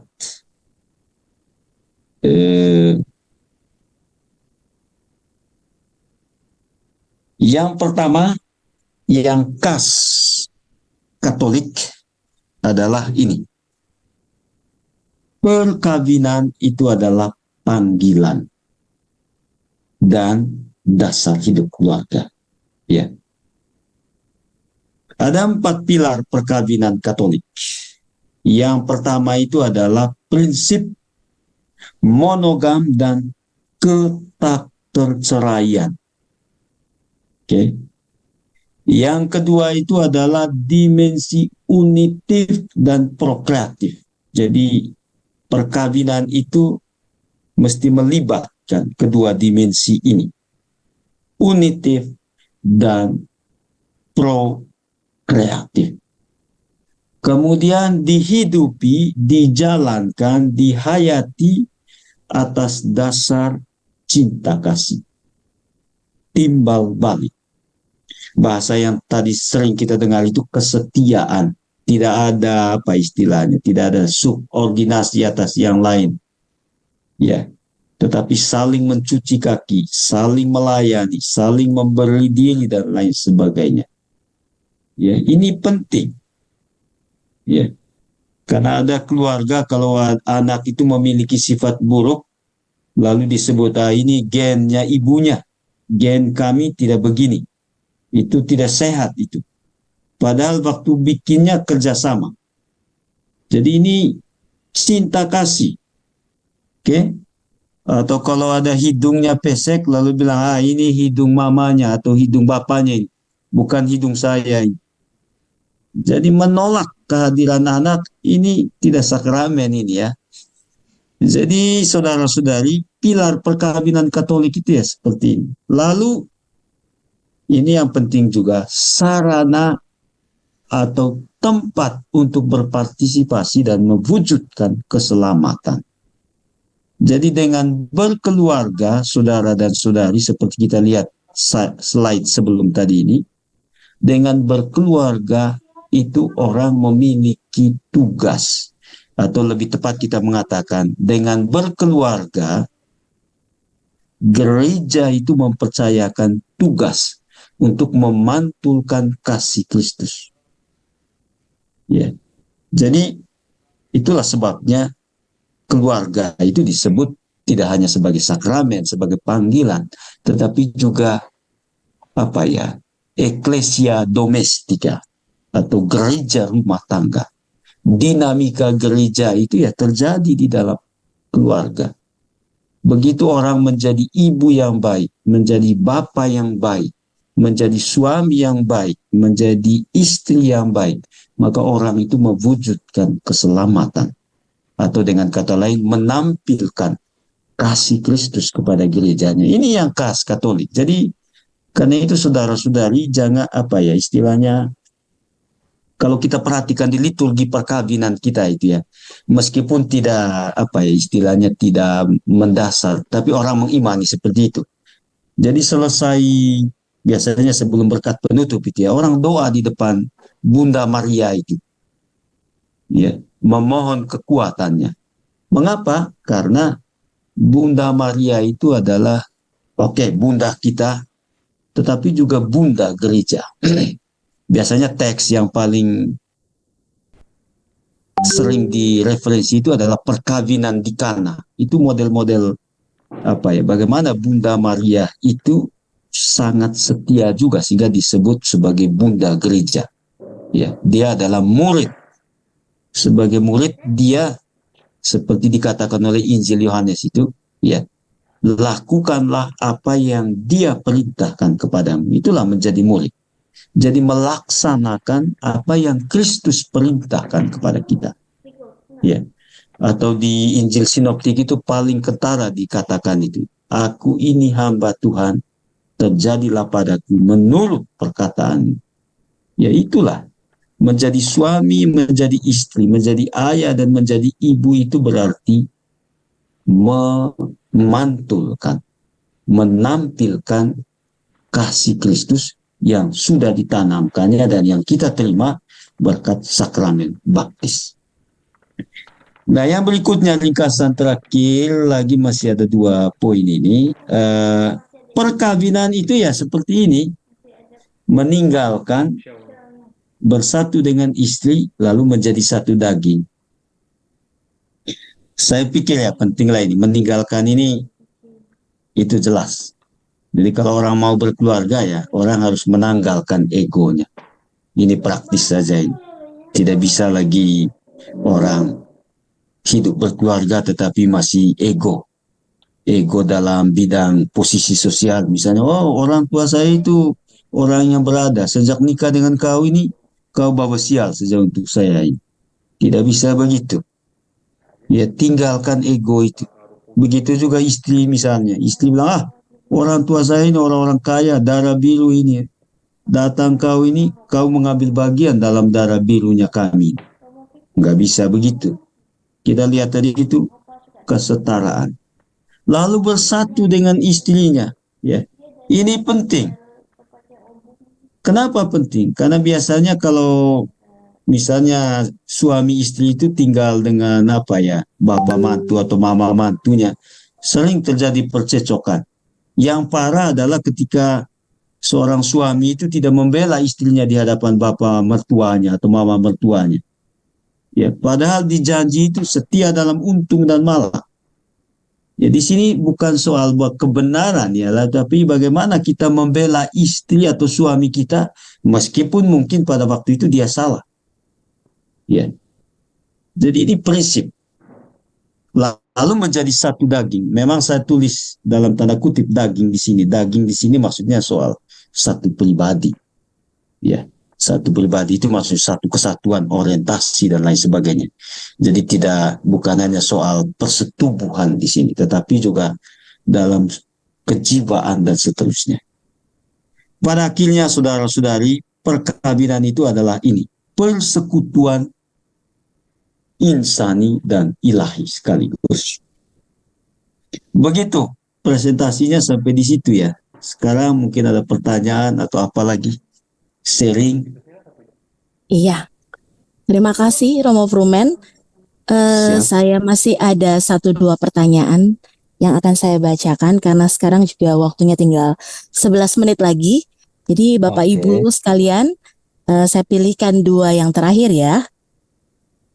Ya, menarik sekali memang tema malam ini. Ini pertanyaan berikutnya yang mau ditanyakan adalah, Romo, Siap. Romo, apa yang harus dilakukan oleh saksi perkawinan jika pasangan nikah yang tidak pergi ke gereja atau tidak melakukan hidup sebagai orang Katolik? Nah, bagaimana? Apa yang dilakukan oleh si saksi perkawinan ini, Romo? Jika melihat Oke, mantap. bahwa pasangan itu tidak hidup secara Katolik, begitu, Romo? Itu dia. Memang perlu diketahui ya, seperti sudah kita sebut sebelumnya, bahwa Bapak Mama saksi pernikahan itu bukan sekedar hiasan ya di dalam perkawinan. Artinya ya kita pilih saja begitu-begitu, tetapi kita pilih dengan memenuhi beberapa kriteria. Ya, kriteria yang pertama ya mereka orang baik lah, setia di dalam perkawinannya. Kemudian yang kedua ada sedikit jaminan bahwa mereka mendoakan pasangan yang dimana mereka menjadi saksinya. Ya. Lalu yang ketiga, pertanyaan konkret tadi, apa yang dilakukan? Ya, ini memang tergantung tingkat hubungannya.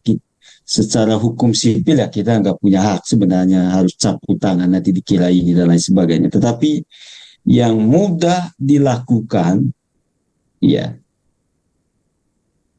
mengingatkannya bahwa ingat loh, saya dulu ini Bapak Mama saksi pernikahan. Jadi kalau kalian begini, saya juga yang ini ikut prihatin lah kira-kira begitu. Tapi intinya adalah tugas Bapak Mama Saksi ya dalam perjalanan keluarga itu selanjutnya adalah selain mendoakan ya, tetapi juga mengingatkan, bertegur sapa, memberi apresiasi lah. Memang tentu saja juga tergantung kedekatan juga ya.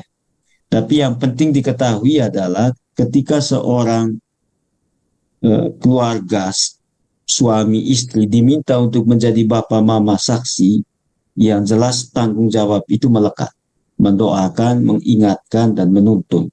Menuntun di sini ya, kalau sudah seperti ini ya ingatkan.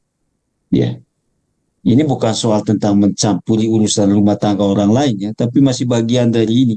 Kecuali kalau memang ya sudah, misalnya pasangan yang bersangkutan tidak mengerti juga tugas Bapak Mama Saksi sehingga pilih begitu-begitu aja. Jadi itu juga repot. Jadi biasanya di pastoral perkawinan hal-hal ini harus disampaikan. Ya, Bapak Mama Saksi perkawinan itu siapa? Jadi jangan asal memilih saja demi sahnya, tidak. Tetapi diharapkan Bapak Mama Saksi itu menjadi ya orang yang kemudian mendoakan, mengingatkan, dan menjadi teladan kita. Begitu. Itu jawabannya. Baik Romo, semoga Ibu Feni yang menanyakan ini sudah cukup jelas ya dengan jawaban dari Romo. Oke, berikutnya Romo, ini ada pertanyaan.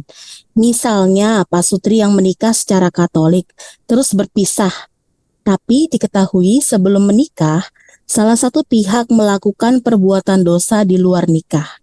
Apakah pernikahannya bisa dibatalkan atau tetap terikat perkawinan? Gini, ini pertanyaan yang bagus. Pertanyaan umumnya begini, apakah melakukan dosa sebelum menyelenggarakan perkawinan secara Katolik itu lalu diketahui kemudian maka perkawinannya itu batal? Saya jawab tidak. Ya, misalnya dosa sebelum menikah resmi itu ya, menikah di gereja, menikah Katolik itu. Misalnya dia selingkuh. Ya. Kalau selingkuh kan tidak ada ikatan. Itu pengandaiannya loh ya. Maka itu kan diuruslah di dalam apa namanya yang kita sebut status liber itu, orang terhalang enggak menikah itu. Ya. Tetapi dalam perjalanan diketahui misalnya oleh salah satu, oh ternyata kamu dulu sebelum nikah dengan saya kamu sudah hubungan intim dengan dia itu. Kalau begitu kita cerai sudah. Ternyata kamu ini bukan saya ini bukan perempuan pertama atau laki-laki pertama yang kau gagahi. Ya, langsung kita ini tidak bisa. Ya, disitulah pentingnya pengampunan. Ya, disitulah pentingnya apa ya istilahnya ya sudah masa lalu ya sudah sekarang sudah hidup bersama. Ya, atau misalnya diketahui oh kamu ternyata tidak perjaka atau tidak perawan lagi. Percuma saja janji begini janji begitu. Oh mengkosong jadi cerai itu tidak bisa. Ya, jadi saya pastikan ya tidak bisa dibatalkan perkawinan seperti itu. Jadi ya itulah yang penting itu prinsip-prinsip itu pengampunan berjiwa besar dan lain sebagainya. Jadi tidak juga balas dendam. Ya, balas dendamnya oh karena kamu dulu sudah hubungan intim dengan dia meskipun tidak ada ini, saya boleh buat juga dong. Satu kali lah supaya satu-satu. Itu jelas tidak Katolik dan tidak memperlihatkan kasih Kristus. Oke? Mudah-mudahan jelas jawabannya ya. Ya, Jadi sangat jangan jelas. juga bilang jangan juga Jadi bilang begini excuse. Romo sih enak aja ngomongnya. Tidak tahu ini hidup begini enggak. Jadi kita juga sama-sama panggilannya. Jadi Baik. prinsipnya adalah setia dengan perkawinan yang aktual sekarang. Yang saya sebut tadi itu presence. Ya, yang lalu ya sudah. Begitu.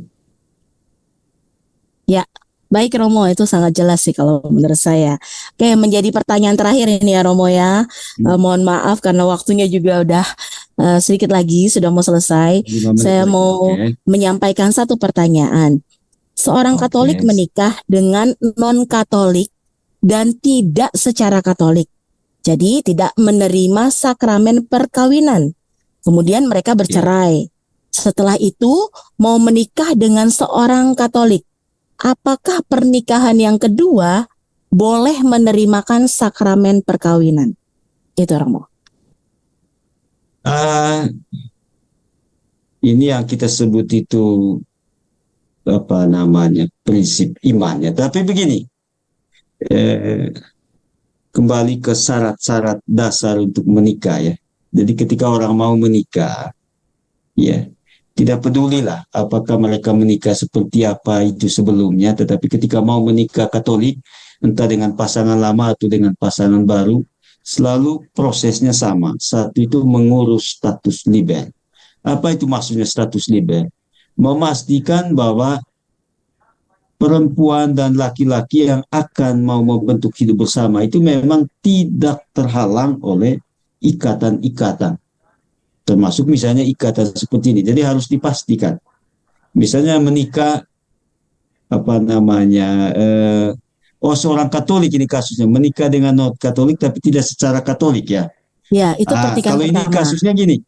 Oke. Tapi yang pertama dulu tadi itu kalau misalnya tidak menikah secara Katolik ya, lalu sekarang mau menikah secara Katolik ya, padahal sudah ada pasangan dan lain sebagainya. Syaratnya tetap sama. Jadi harus pasti bahwa tidak terhalang pernikahan ini. Tidak ada ikatan. Ya, termasuk juga dengan misalnya seorang Katolik menikah dengan non-Katolik. Apakah dari pernikahan dengan non-Katolik ini, misalnya katakanlah cerai, atau sejauh mana ininya, apa istilahnya. Intinya memastikan tidak ada halangan, tidak ada ikatan. Ya. Kemudian misalnya di sini lalu cerai. Perceraiannya seperti apa? Ya. Cerai sipil, cerai apa ya istilahnya, agama mereka sudah atau apa istilah. Intinya harus memastikan memang benar-benar cerai. Lalu sekarang mau menikah dengan Katolik ya. Seperti itu prosesnya. Status liber, kesepakatan nikah, ya urus macam-macam itu, membangun rumah tangga, ikut apa, harus ada sertifikat, pengumuman di gereja, ya 3 kali baru bisa melangsungkan pernikahan. Ya, tetapi yang jelas pasti tidak, intinya ginilah, yang terjadi di gereja itu bukan tahap awal, tapi itu tahap akhir dari rangkaian proses yang panjang.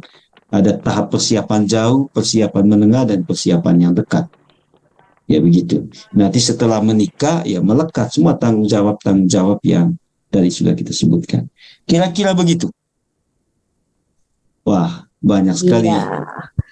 Halo Yunita, Romo mohon izin. Ya. Lagi Romo, ini pertanyaan yang terakhir tuh bagus. Mohon izin Romo. Yun, yang terakhir Siap. aja Yun. Oke, saya bacakan yang terakhir ya.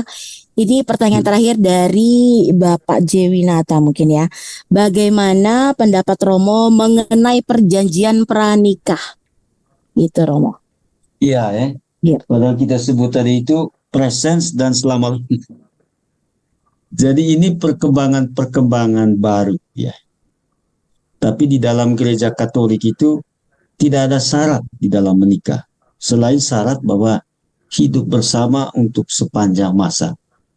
Saya bayangkan perjanjian pranikah ini misalnya gini, kalau kau nanti apa namanya, salah satunya misalnya mandul atau tidak bisa memberikan anak, maka ini menjadi alasan cerai. Begitu ada gugat, ini kami sudah janji, itu nggak boleh. Atau perjanjian kalau kita cerai nanti ya ini rumah ini begini, ini begini. Mungkin di hukum sipil, hukum negara. Ya. Tetapi di Katolik tidak ada yang begini. Termasuk misalnya sekarang ini juga ya atas inisiatif sendiri meskipun tidak diminta juga surat keterangan tentang subur dan tidak subur. Oke? Tidak diminta oleh apa istilahnya hukum kanonik. Ya, yang paling penting di dalam hukum perkawinan Katolik itu adalah 3 itu tadi. Sepakat.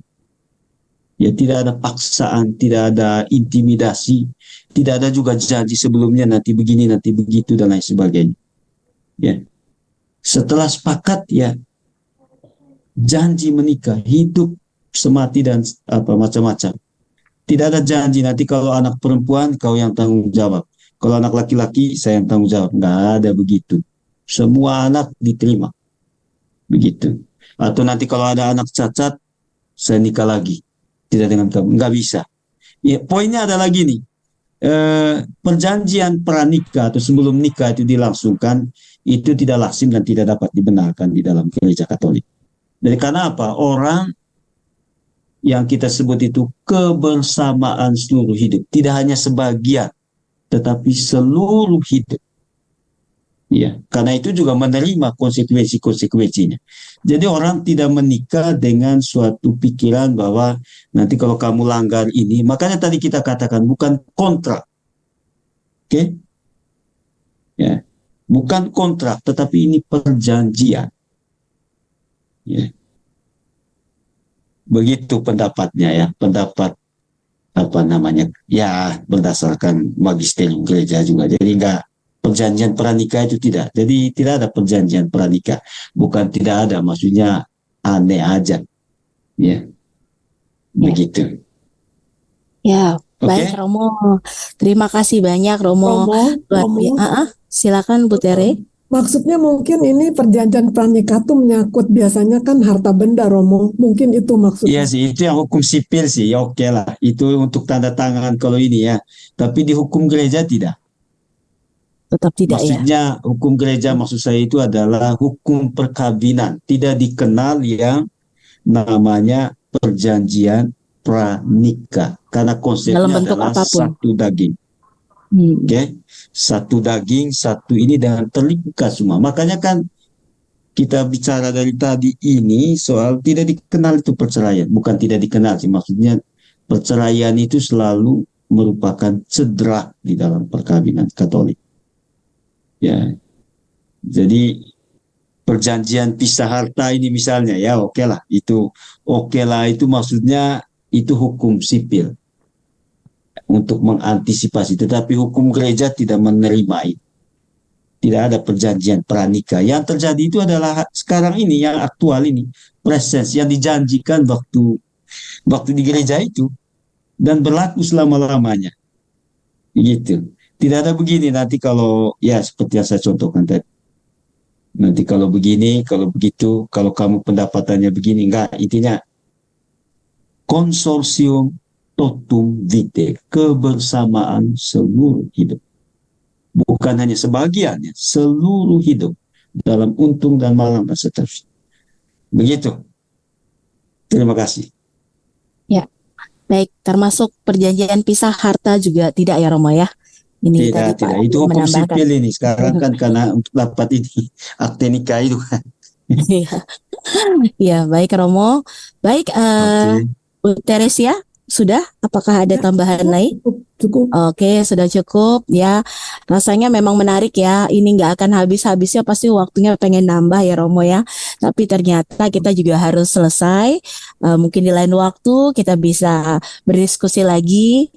Ya, kemudian ya saya sendiri semakin merasa menghayati bahwa perkawinan Katolik itu adalah sakramen kudus dan menjadikan dua orang bersatu dalam kasih Allah tadi ya, termasuk pengampunan di dalamnya. Itu saja teman-teman. Terima kasih untuk yang sudah berpartisipasi bertanya. Kita akan tutup acara ini, tapi sebelumnya kita foto dulu begitu ya.